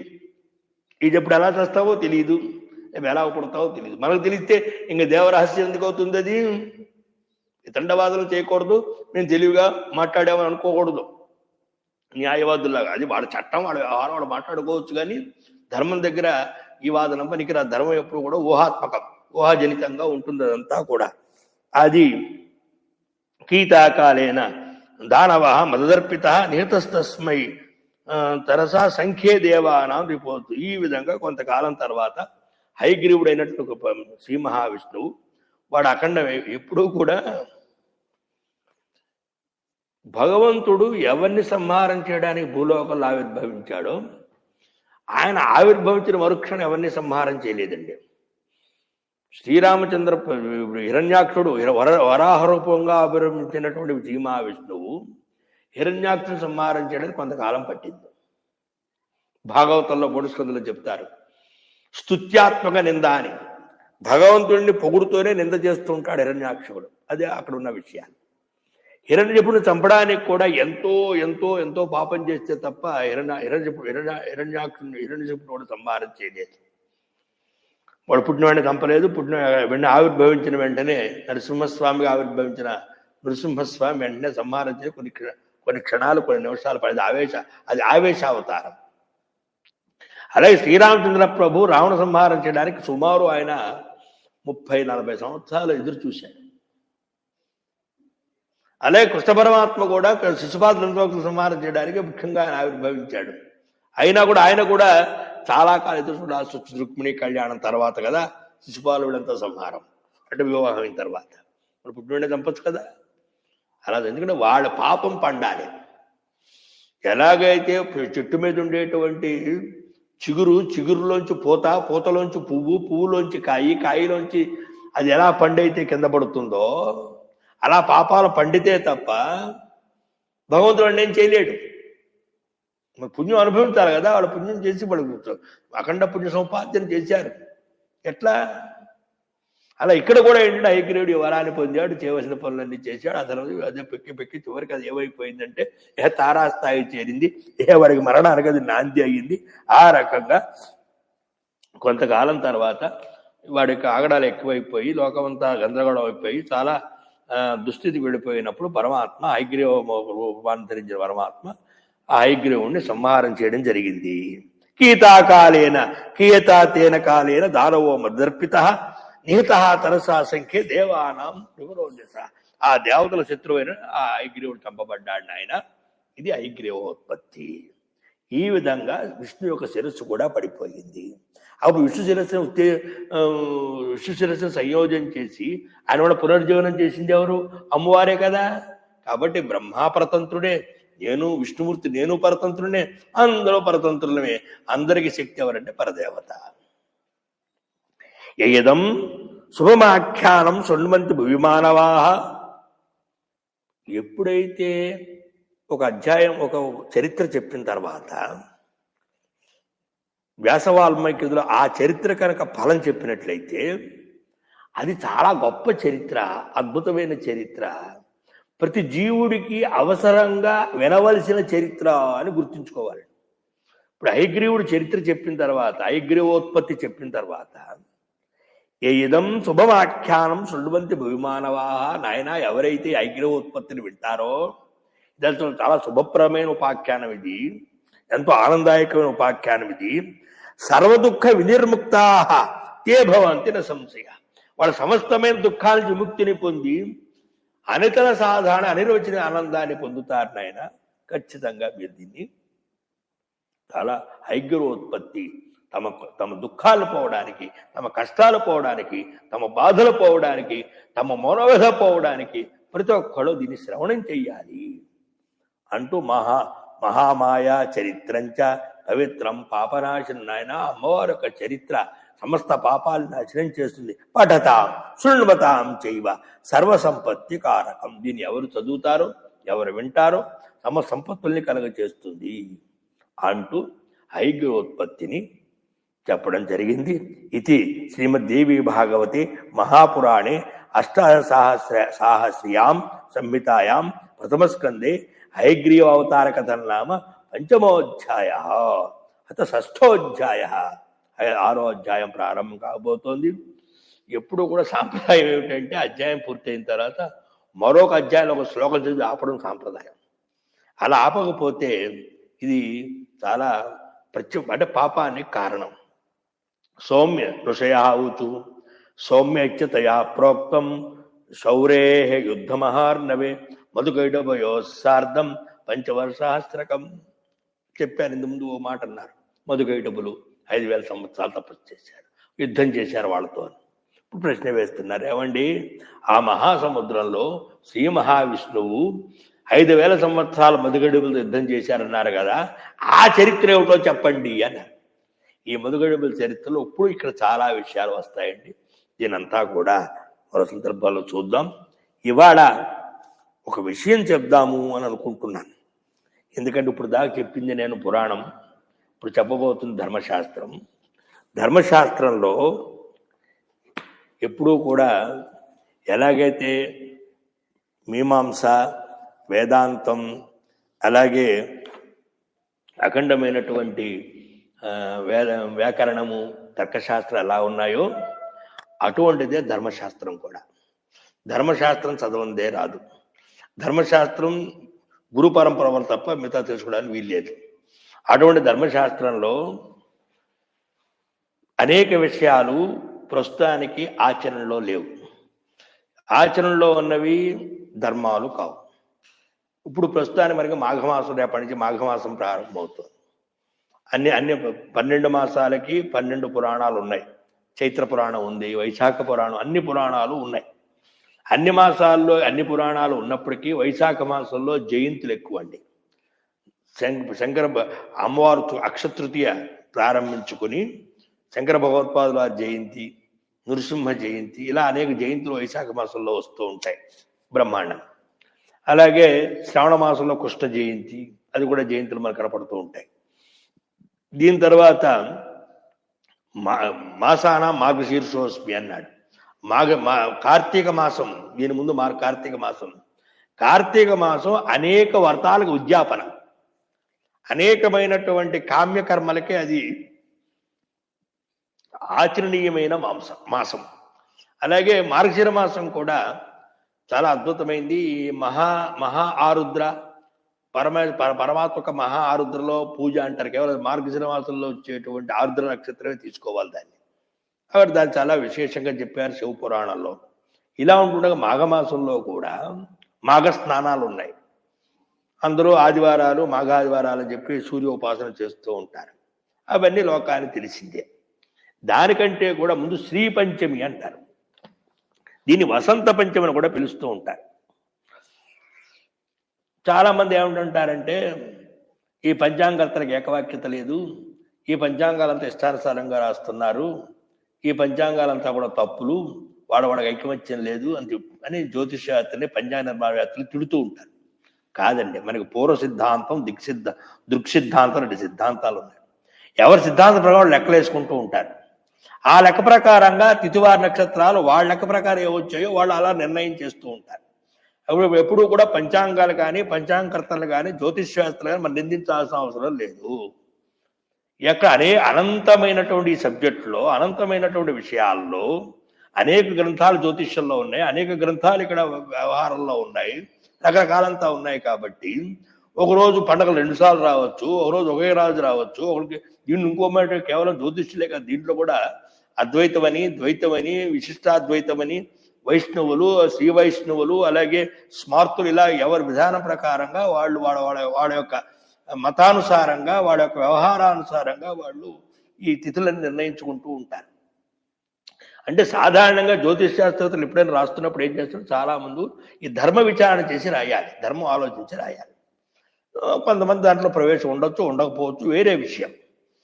ప్రారంభవుతున్న తిథి బట్టి వినాయక చవితి ఎప్పుడు చేసుకోవాలి, నాగుల చవితి ఎప్పుడు చేసుకోవాలి, శ్రీరామనవమి ఎప్పుడు చేసుకోవాలి, కృష్ణాష్టమి ఎప్పుడు చేసుకోవాలి, కృష్ణ జయంతి ఏమిటి, కృష్ణ అష్టమి ఏమిటి, ఇలా అనేక విషయాలు ధర్మశాస్త్రం నిర్ణయం చేసింది. అక్కడ కృష్ణాష్టమి, కృష్ణ జయంతి 2 ఒకటి కాదు, 2 వేరు కర్మలు, రెండు వేరు అవి. మహాశివరాత్రి వేరు, మహాశివరాత్రి వేరు అనుకుంటున్నారు, 2 ఒకటేనండి. ప్రతి మాసంలో వస్తుంది మహాశివరాత్రి అంటున్నారు, మాఘమాసంలో మహాశివరాత్రి అంటున్నారు. రెండింటి ఒకటే నియమం అది. అర్ధరాత్రి కూడా చతుర్దశి ఉండడమే, అర్ధరాత్రి చతుర్దశి ఉండాలి మహాశివరాత్రికైనా మహాశివరాత్రికైనా. చాలా మంది ప్రదోషకాలంలో ఉంటే దాన్ని చేసేస్తాం, అది వాళ్ళ ఇష్టం. దాన్ని నేను మాట్లాడిన ధర్మశాస్త్ర ప్రకారంగా ధర్మసింధు, నిర్ణయ సింధు, అలాగే కౌస్తుభాది గ్రంథాలు, హేమాద్రి గ్రంథాలు, వైద్యనాథీయం, ఇవి ధర్మశాస్త్ర గ్రంథాలు. పరాశర స్మృతి, దీని ప్రకారంగా మాట్లాడితే నేను సమాధానం చెప్తాను తప్ప ఏదో మాకు వచ్చింది మాట్లాడితే సమాధానం అది సులభమైన విషయం కాదు, చెప్పినా అర్థం కాదు. ఇప్పుడు ప్రస్తుతానికి ఏమైందంటే రేపు 2వ తారీఖు వసంత పంచమ, లేకపోతే 3వ తారీఖు వసంత పంచమ అని కొట్టుకు చూస్తున్నారు. పొద్దున్నే నాకు ఫోన్ చేశారు, చెప్దాం అనిపించింది నాకు. ఏం చెప్పారు అక్కడ ఏం రాశారు, ధర్మసింధువులో మాఘమాస నిర్ణయం చెప్తున్నప్పుడు మాఘమాస నిర్ణయంలో శుద్ధ పంచమి నిర్ణయం అని అక్కడ ఉంటుంది. అక్కడ ఏం చెప్పారు, మాఘశుక్ల పంచమి వసంత పంచమి, మాఘశుక్ల పంచమి వసంత పంచమి అంటారు. దాన్నే వసంత పంచమి, శ్రీ పంచమి కూడా పిలుస్తూ ఉంటారు. ఇది ఎప్పుడు తస్యాం వసంతోత్సవ ఆరంభ, వసంతోత్సవం ప్రారంభి, అస్యాం రతికామయో పూజోక్త, విశేషంగా రతిమన్మతులను పూజ చేయాలి అక్కడ. ఇయం పరత్రైవ పూర్వాన్న వ్యాప్తో పర అన్యథా పూర్వైవ. ఇది ఎప్పుడూ కూడా పరత్రైవ అంటే అర్థం ఏమిటి, పూర్వాన్నానికి తర్వాత తీసుకోవాలి. శ్రీ పంచమి నిర్ణయం ఎప్పుడు కూడా పూర్వాహ్నం తర్వాత. అంటే అర్థం ఏంటి? ఏమంటే 10 గంటల వరకు పంచమి రాలేదు, ఎలా తీసుకుంటాం? ఇక్కడ పూర్వాహ్నం చివరిలో అపరాహ్నాన్ని కలుపుకుంటూ ఈ పంచమి ఉండాలి. మన్నాడు కూడా మీకు 11-12 గంటల దాకా కనుక పంచమి ఉంటే మన్నాడు 10 శ్రీపంచమి అవుతుంది. అలా లేనప్పుడు పూర్వమే శ్రీపంచమి అవుతుంది. ఇప్పుడు దృక్సిద్ధాంతం ప్రకారంగా ఇది 2వ తారీఖే శ్రీపంచమి అయింది ఇక్కడ. ఎందుకంటే వాళ్ళకి మన్నాడు కేవలం 6:50 నిమిషాల దాకానే ఉంది పంచమి. పూర్వ సిద్ధాంతంలో 12 దాకా రాశారు వాళ్ళు పూర్వ సిద్ధాంతంలో. అంటే పంచమి నిర్ణయాన్ని బట్టి దీన్ని నిర్ణయం చేయాలి. అందుకని చాలా వరకు ఏంటంటే ఇక్కడ ఎప్పుడూ కూడా పంచమి పూర్వాహ్నంలో వ్యాపించి తీసుకోవాలని చెప్పారు కాబట్టి దీన్ని 2వ తారీఖు శ్రీపంచమి చేయడమే శ్రేయస్కరము అని నాకు అనిపించింది. ఇక్కడ చెప్తున్నారు. అలాగే ఇక్కడ రథసప్తమి కూడా ఉంటుంది. రథసప్తమి కూడా దీన్ని చెప్తూ ఉంటారు. దీన్ని కూడా చాలా బ్రహ్మాండమైన వ్యవహారం. ఇది అరుణోదయ వ్యాప్తో. రథసప్తమి ఎప్పుడు కూడా సూర్యోదయాన్ని తీసుకోవాలి. సరే, ఇవన్నీ అందరూ తెలిసిందే. కానీ మీకు తెలియంది ఒకటి ఉంది ఇక్కడ.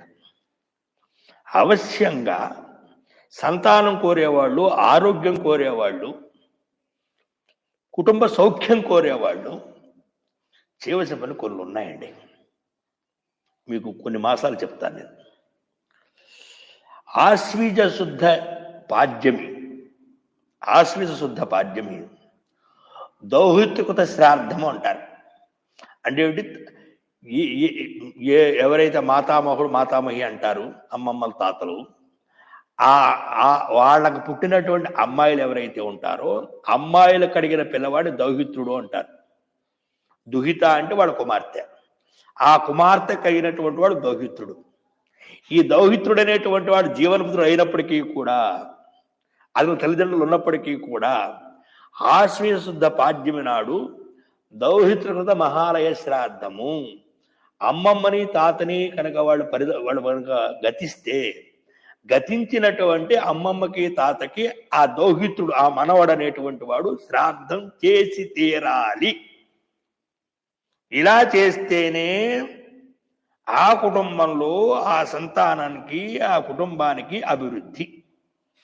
ఈ విషయాన్ని చెప్తూ ధర్మశాస్త్రం ఏం చెప్పిందంటే, మేనమావులు అద్భుతంగా వాళ్ళ కార్యక్రమాలు నిర్వర్తిస్తున్నా, అంటే తల్లి యొక్క అన్నలు తమ్ముళ్ళు ఉంటారు, వాళ్ళు బ్రహ్మాండం కార్యక్రమాలు నిర్వర్తిస్తూ ఉంటారు. మరి వాళ్ళు చేస్తున్నా నేను వాళ్ళు నిర్వర్తిస్తున్నా కూడా నీకు చేయవలసిన బాధ్యత ఇది. ఇది ఆశ్వీజ శుద్ధ పాడ్యమి నాడు, అంటే మహారామావాస్య మర్నాడు శరవనాలు ప్రారంభమవుతున్నప్పుడు చేయవలసింది. ఇది చాలా అవశ్యంగా చేయవలసినటువంటి వ్యవస్థ. దీని తర్వాత నరక చతుర్దశి నాడు, నరక చతుర్దశి ఎప్పుడు రేపో ఎల్లుండా అంటూ ఉంటారు. అసలు విశేషంగా ధర్మశాస్త్రం నరక చతుర్దశి యమతర్పణం. ఆవేళ స్నానం చేసి జీవనపుత్రుడైనా సరే అజీవనపుత్రుడైనా సరే యముడికి తర్పణం వదిలిపెట్టాలి. యముడు తర్పణం వదిలిపెడితేనే వీడు ఆయుర్దాయం ఉంటుంది, వీడు ఆయుష్మంతుడు అవుతాడు, వీడి కుటుంబం చాలా గొప్పగా ఏ విధమైన ఈతి బాధలు గురి కాకుండా ఉంటుంది. నరక చతుర్దశి నాడు అభ్యంగ స్నానం చేసి కార్తీక స్నానం కూడా చేయమన్నాడు. చేసి యమధర్మరాజు తర్పణం వదిలిపెట్టాలి. జీవనపుత్రులు ఉంటేనేమో దేవపితృ రూపంగా తర్పణం వదిలిపెడతాడు, అజీవనపిత్రుడైతేనేమో తిలతర్పణం వదిలిపెడతాడు. ఇది జాగ్రత్తగా వినండి, ఎవరు కంగారు పడద్దు ఈ మాటలకి. ఇవి ధర్మాలు, ఇది చర్చించాలి. ఏవో చర్చించడం కాదు ధర్మాలంటే. ఇది నరక చతుర్దశి వ్యవహారం. దీని తర్వాత విశేషంగా కార్తీక పౌర్ణమి ఉంది, కార్తీక ఏకాదశి ఉంది. ఎవరైనా సరే లక్ష్మృత వ్రతం అంటూ ఉంటారండి. లక్ష్మృత వ్రతం, చిత్రగుప్త వ్రతం అంటారు. మా గురువు గారు ముద్దపల్లి మాణిక్య శాస్త్రి గారు, వారి ధర్మపత్ని మహాస్వామి వారిని అడిగారు, నేను లక్ష్మవ్రతం చేద్దాం అనుకుంటున్నాను, ఎలా చేయాలి, ప్రారంభిద్దాం అనుకుంటున్నాను, ప్రారంభిస్తాను. స్వయంగా వారు ముఖతః చెప్పిన మాట, మహాస్వామి వారి ముఖతః చెప్పిన మాట. ఏమమ్మా ఇది ఎప్పుడు ప్రారంభించాలి? ఏదైతే గృహస్థు అనేటువంటి వాడు చాతుర్మాస్యాన్ని ప్రారంభిస్తాడో, చాతుర్మాస్యం అంటే అర్థం ఏంటండి? ఆశ్వీజ శుద్ధ ఏకాదశి నుంచి కార్తీక శుద్ధ ఏకాదశి వరకు 4 మాసాల్ని చాతుర్మాస్యం అంటారు. లోకంలో మహామహా పండితులంతా కూడా చాతుర్మాస్యం ఉండే సన్యాసులకే గృహస్థులకు లేదు అనుకుంటున్నారు. సన్యాసులకే చాతుర్మాస్యం ఉందంటే గృహస్థులు ఎందుకు ఉండదు? సర్వకర్మత్యాగం చేసి ప్రణవం తప్ప మరొకటి లేదు ఆ మహానుభావులు ఎత్తులు వాళ్లే చాతుర్మాస్యం చేస్తున్నారంటే ఎంత నిత్యకర్మది. ఈ చాతుర్మాస్యంలో చేయవలసిన పనులు ఏమిటి? గృహస్థు ఒక పూట భోజనం చేయాలి, భూమి మీద పడుకోవాలి. అలాగే మొదటి మాసం వాడు శాకాలు కూరలు విడిచిపెట్టాలి. 2వ మాసం వాడు దది పెరుగు విడిచిపెట్టాలి. 3వ అంటే దది లేకుండా తినాలి. మొదటి మాసంలో కూరలు లేకుండా కేవలం పప్పుతో తినాలి. ఎవరైనా అడిగితే మీకు ఎప్పుడైనా కావాలనుకుంటే ఎవరిని విచారణ చేసి తెలియచ్చు, లేకపోతే ఎప్పుడైనా తారసపడినప్పుడు విధానం అంతా చేద్దాం అనుకుంటే విధానం చెప్తాను. మీరు ఎవరిని అడిగితే మా వాళ్ళు ఎవరో చెప్పమంటే నేను చెప్తాను ఆ విధానం అంతా కూడా. ఇప్పుడు స్థూలంగా చెప్పదలుచుకున్నాను, సూక్ష్మంగా చెప్పను. ఇప్పుడు కాబట్టి మొదటి మాసం శాఖత్యాగం అంటే శాఖాలు విడిచిపెట్టాలి. 2వ మాసం దధిత్యాగం పెరుగు విడిచిపెట్టాలి. 3వ మాసం క్షీరత్యాగం అంటే పాలు లేకుండా వాడు మిగతా అంతా కూడా ఆహారంగా తీసుకోవాలి. 4వ మాసంలో ద్విదళం అంటే పప్పులు విడిచిపెట్టాలి. ఇలా విడిచిపెట్టి ఈ 4 మాసాలు 4వ త్యాగం చేసి చాతుర్మాసం చేస్తారు. ఇది ఎప్పుడు ప్రారంభమవుతుంది? ఎత్తులకైతేనేమో ఆషాఢ పౌర్ణమి, గృహస్థులకైతేనేమో ఆషాఢ శుద్ధ ఏకాదశి, దాన్ని శయనేకాదశి అంటారు. శయనేకాదశితో ప్రారంభించి కార్తీక మాసంలో వచ్చే ఏకాదశి ఉత్థాన ఏకాదశి, దాంతో ఈ వ్రతం పూర్తవుతుంది. కార్తీక మాసంలో అనేక వ్రతాల ప్రతిసమాప్తి. కార్తీక సమో మాసో నభూతో నభవిష్యతి అంటే కారణం ఇది. కార్తీక మాసంతో సమానమైన మాసం లేదు అంటే ఇది. అంతకంటే గొప్ప మాసం లేదండి, అది గొప్పది. ఇదొక అంటే అక్కడ చాతుర్మాస పరిసమాప్తి. ఇక్కడే చెప్పారు. ఏం చెప్పారు? ఈ చాతుర్మాసం చేస్తున్న స్త్రీలంతా కూడా వాళ్ళకి యుక్త వయస్సు వచ్చి వాళ్ళకి ఏదైతే శాస్త్రం ఏ వయసు నిర్దేశం చేసిందో ఆషాఢ శుద్ధ ఏకాదశి నుంచి ఇతరుల సహాయంతో రోజు ఒక 2000 ఒత్తులు తయారు చేసుకుని, సాయంత్రం కానీ భోంచేయరు, 2000 ఒత్తులు తయారు చేసుకుని ప్రతిరోజు ఒక 1000 ఒత్తుల్ని తులసికోట దగ్గర దీపారాధన చేసి మరొక 1000 ఒత్తులు దాచుకోవాలి. ఇలా 4 నెలలు 4 నెలలు అంటే 120 రోజులు. 120 రోజుల్లో 120 రోజుల్లో 2000 ఒత్తులు అంటే 2,40,000 ఒత్తులు అవుతాయి. 2,40,000 ఒత్తుల్లో 1,20,000 ఒత్తులు రోజు వాళ్ళు దీపారాధన చేసేస్తారు. మిగిలింది 1,20,000 మిగిలి. ఈ 1,20,000తో 1,00,000 ఒత్తులు ప్రారంభిస్తారు. అంతప్పుడు షాప్లో కొనుక్కోవడం, రెడీమేడ్ ప్యాకేజీలు, ఇవి ప్యాకేజీలు తెలియట్లేదండి. వ్రతాల గొప్పతనం, వ్రత మహిమ తెలియట్లేదు, వ్రత మహత్వం తెలియట్లేదు. దీంట్లో కూడా బాగా గుర్తించుకుంటే ఉత్తరాయణం రావాలనుకోకూడదు. దీనికి ఉత్తరాయణం ప్రధాన కాలం కాదు, దీనికి కార్తీక మాసమే ప్రధాన కాలం. 1,00,000 వ్రతానికి, 1,00,000 వ్రతానికి, చిత్రగుప్త లోముకి ఇవన్నీ కార్తీక మాసం. దక్షిణాయనంతో పని లేదు. ఎందుకంటే కార్తీక మాసంలో స్వామి నిద్రలో ఉంటాడు కాబట్టి నిద్రలో ఉన్నప్పుడు దేవుడిని కొలుస్తాడా లేదా అని చెప్పి కార్తీక పురాణంలో వస్తుంది మాటలన్నీ. ఏం చెప్పక్కర్లా. బ్రాహ్మణులు అనేటువంటి వాళ్ళు బ్రాహ్మణ కుటుంబం దంపతులు చేస్తూ ఉంటే, బ్రాహ్మణ స్త్రీ చేస్తుంటే శుద్ధ ఏకాదశి నాడే వ్రతం చేసి తీరాలి. బ్రాహ్మణేతరులు అంటే క్షత్రియులు కావచ్చు, వయసు ఎవరైనా కావచ్చు, వాళ్ళు కార్తీక పౌర్ణమి నాడు చేయాలి. వాళ్ళు బ్రాహ్మణ ఏకాదశి అంతా కూడా ఉండే ఆ రోజు సాయంకాలం మధ్యాహ్నం ముత్తగా స్నానాలు చేసి దందధావనం చేసి సాయంకాలం మండపారాధన చేసి రాత్రంతా జాగరణ ఉండి ద్వాదశి నాడు పొద్దున్నే లక్ష్మీనారాయణ జపం చేసుకుని దాని హోమాలు చేసుకుని దశ అన్ని ఇచ్చి ద్వాదశ పారణం అంటే ద్వాదశి నాడు భోజనం చేయాలి. ఇతరులకంతా కూడా పౌర్ణమి నాడు చెప్పబడింది. మీరు చేస్తారా చేయరా నాకు తెలియదు. ధర్మం ఇది, ధర్మశాస్త్రంలో ధర్మం ఇది. ఇది చెయ్యాలి. ఎటువంటి ధర్మాన్ని పెంపొందించుకోవాలండి, ఇది తెలుసుకోవాలండి. ఇది తెలుసుకోవాల్సిన విషయం ఇది. మీరు చేశారు లేదో దేవుడికి ఎరుక, కనీసం తెలుసుకోవాలి కదా. ఇది కార్తీక మాసమైన విశేషంగా ఈ కార్తీక పౌర్ణమి నాడే ఉషోత్సర్గం అంటే ఆంబోతుగా అచ్చిపోయడం. దీన్ని కామ్య ఉషోత్సర్గం అని పేరు దీనికి. అంటే ఈ కామ్య ఉషోత్సర్గంలో ఏం చేస్తారు? ఆంబోతుగా అచ్చిపోయడం అంటే 2 చక్రాలు వదిలిపెట్టాడు అనుకుంటున్నారేమో. కాదండి. చాలా మంది అంటూ ఉంటారు, మన ఆంబోతుగా అచ్చిపోస్తాం, ఎవడో కొడతాడో చేస్తాడు, అది వాడి పాపం, మనం ఏం చేస్తాం? ఈ విధమైనట్టు ఉషోత్సర్గం ఎవరైతే చేస్తారో, ఆంబోతుగా ఎవరు అచ్చిపోస్తారో 100కి 100 పాళ్ళు సంతానం లేని దంపతులకి సంతానం కలిగి తీరుతుంది, పితృదేవత అనుగ్రహం కలుగుతుంది. ఏ కుటుంబంలో అయితే సంతానం మాట విందో, ఎవరైతే పెడసరంగా ఉంటారో, ఎవడైతే తల్లిదండ్రుల్ని బాధిస్తున్న సంతానం ఉంటుందో ఆ సంతానం అంతా లైన్కి వస్తుంది. ఇవాళ కుటుంబాల సౌఖ్యం పోయిందన్నా, పిల్లల మాటలు వింటలేదన్నా, సంతానం కలగట్లేదన్నా ఈ యావత్తి కారణుడు పితృదోషాలే. ఇది విశేషంగా ఖచ్చితంగా కార్తీక పౌర్ణమి ముఖ్య కాలం.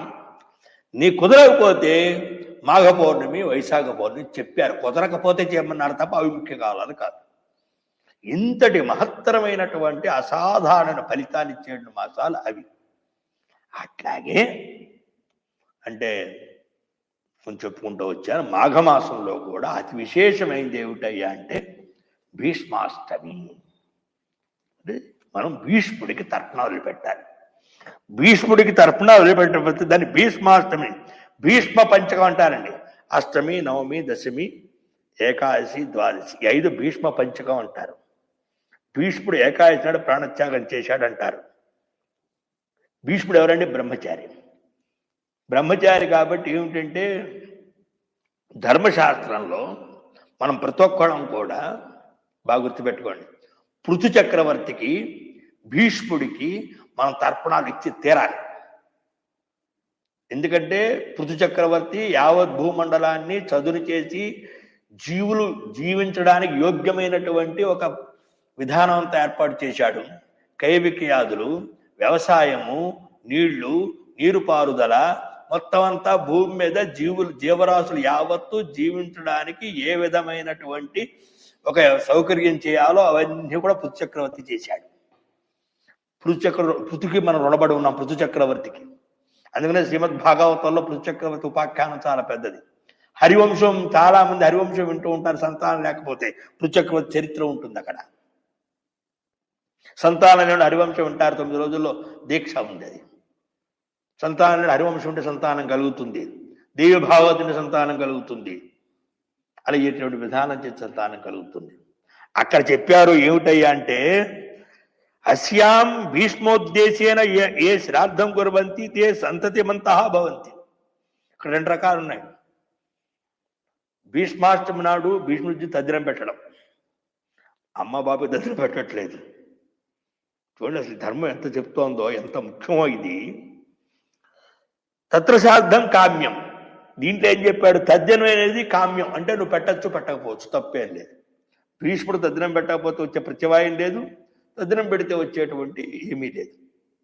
చేయడం కర్తవ్యం, చేయకపో. కానీ తర్పణంతో నిత్యం తర్పణం ఖచ్చితంగా ఇచ్చి తీరాలి.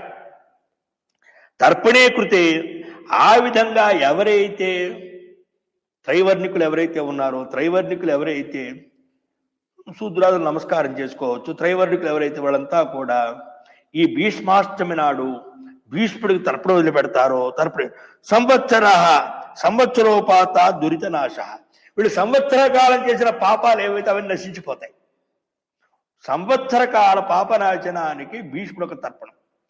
భీష్ముడు ఎలాగైతే తండ్రి మాట కోసం ఎంత పరితపించాడో సంతానం అంత పరితపిస్తుంది. అయ్యో మా నాన్న మాట వినాలి, అమ్మ మాట వినాలి. ఇవన్నీ వదిలేసి జనాలు తిట్టుకుంటే ఎట్టా అండి? మనం ఎవరినో తిట్టుకుంటేలాగా ఇవన్నీ వదిలేసాం మనం. అకృతే ఎవరు తెచ్చారు, ఎవరికి కావాలి భీష్ముడు తర్పణం అని మాట్లాడే మహానుభావులు కొంతమంది ఉంటారు. అకృతే, ఈ విధంగా భీష్మాష్టమి నాడు కనుక నువ్వు భీష్ముడు తర్పణం వదిలిపెట్టకపోతే పుణ్యనాశ, సంవత్సర కాలం చేసిన పుణ్యం పోతుంది. ఇది చెప్పడానికే వాళ్ళు నేను ధర్మశాస్త్రం చెప్తాము. ఎందుకంటే కొంతమంది ఇంట్లో ఆసక్తి ఉన్న వాళ్ళు ఉంటారు, చేద్దాం అనుకునే వాళ్ళు ఉంటారు, తెలియదు అయ్యో మాకు తెలియలేదు అనుకున్న వాళ్ళు ఉంటారు. అటువంటి జిజ్ఞాసుల కోసం, అటువంటి వాళ్ళ కోసం ఏదో నా వంతు మీరు చేసిందంటే నాకు కూడా భాగస్వామ్యం ఉంటుంది కదా, కర్త కారయిత మీ చేయించిన మీ పుణ్యం నాకు కొంచెం పుణ్యం వస్తుంది కదా, ఆ పుణ్యాన్ని ఆశించి చెప్తున్నాను. అక్కడ చెప్పారు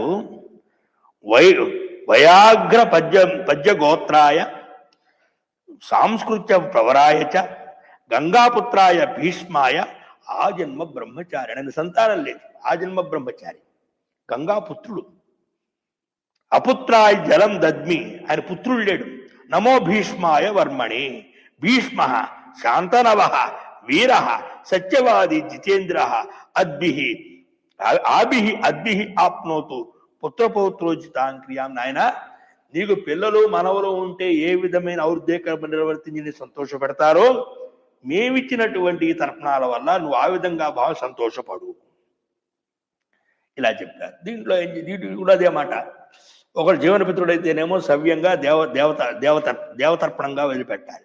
అజీవనపిత్రుడైతే వాడు ఏంటంటే అపసవ్యంగా తిలతర్పణాలు పెట్టాలి. ఎందుకు? వసూనాం అవతారాయ శంతనోర్ ఆత్మజాయ చ అర్ఘ్యం దదామి భీష్మాయ ఆబాల్య బ్రహ్మచారిణి. ఆయన బాల్యం నుంచి బ్రహ్మచారి కాబట్టి, శంతన మహారాజు కుమారుడు కాబట్టి వసు యొక్క అవతారం వస్తుంది. భీష్ముడు యొక్క చరిత్ర శ్రీమద్ దేవి భాగవతంలో వస్తుంది. అప్పుడు చెప్తాను ఎంత గొప్పవాడో, ఎంత మహానుభావుడో, ఎంత మహనీయుడో.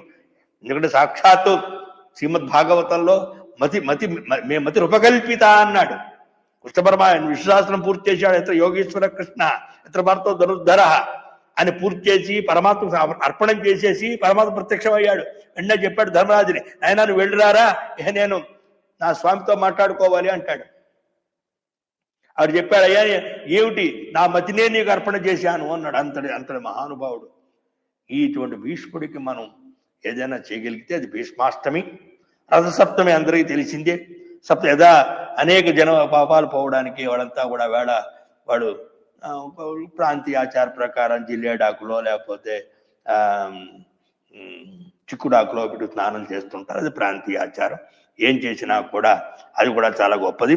ఇంతటి మహిమాన్వితమైనటువంటి మాఘమాసంలో మనం ఏమిచ్చినా ఏం చేసినా కూడా ఇవన్నీ కూడా అక్షయ ఫలితాన్ని ఇస్తాయి. దీంట్లో అతి ముఖ్యమైనది మహాశివరాత్రి. అదందరూ కూడా భక్తి శ్రద్ధలతో చేస్తారు. ఈ విధంగా మాఘమాసంలో చేతనైనంత ధర్మాన్ని ఆచరించి మీరు కుతకుతులవ్వండి, వంశాన్ని కుతకుతులు చేయండి. మనం అందరం కూడా ధర్మ మార్గం వైపు వెళ్ళడానికి ఆ పరదేవత అనుగ్రహించాల్సిందిగా నమస్కారం చేస్తూ, స్వస్తి ప్రజాభ్య పరిపాలయంతా న్యాయేన మార్గేణ మహింసా గోబ్రాహ్మణే బ్రహ్మచరిత్యం లోకా సమస్త సుఖినో భవంతు. కాలే వర్షపర్జన్య పృథివీ సస్యాల్ని దేశోయం క్షోభరహిత బ్రాహ్మణ నిర్భయా అపరాధ సహస్రాణి క్రియంతః నశమ్మయ దాసోమితి మాం మత్వా క్షమస్వ పరమేశ్వరి. అపుత్రాః పుత్రిణః సంతు పౌత్రిణః అదనా సదనా సంతు జీవంతు శరదాం శతం. ఓం స్వస్తి. ఏతత్సర్వం మహాకాళి మహాలక్ష్మి మహాసరస్వరూప సౌభాగ్య విద్యేశ్వరి మహాత్మబిందు చరణారవిందయో సమర్పయామి.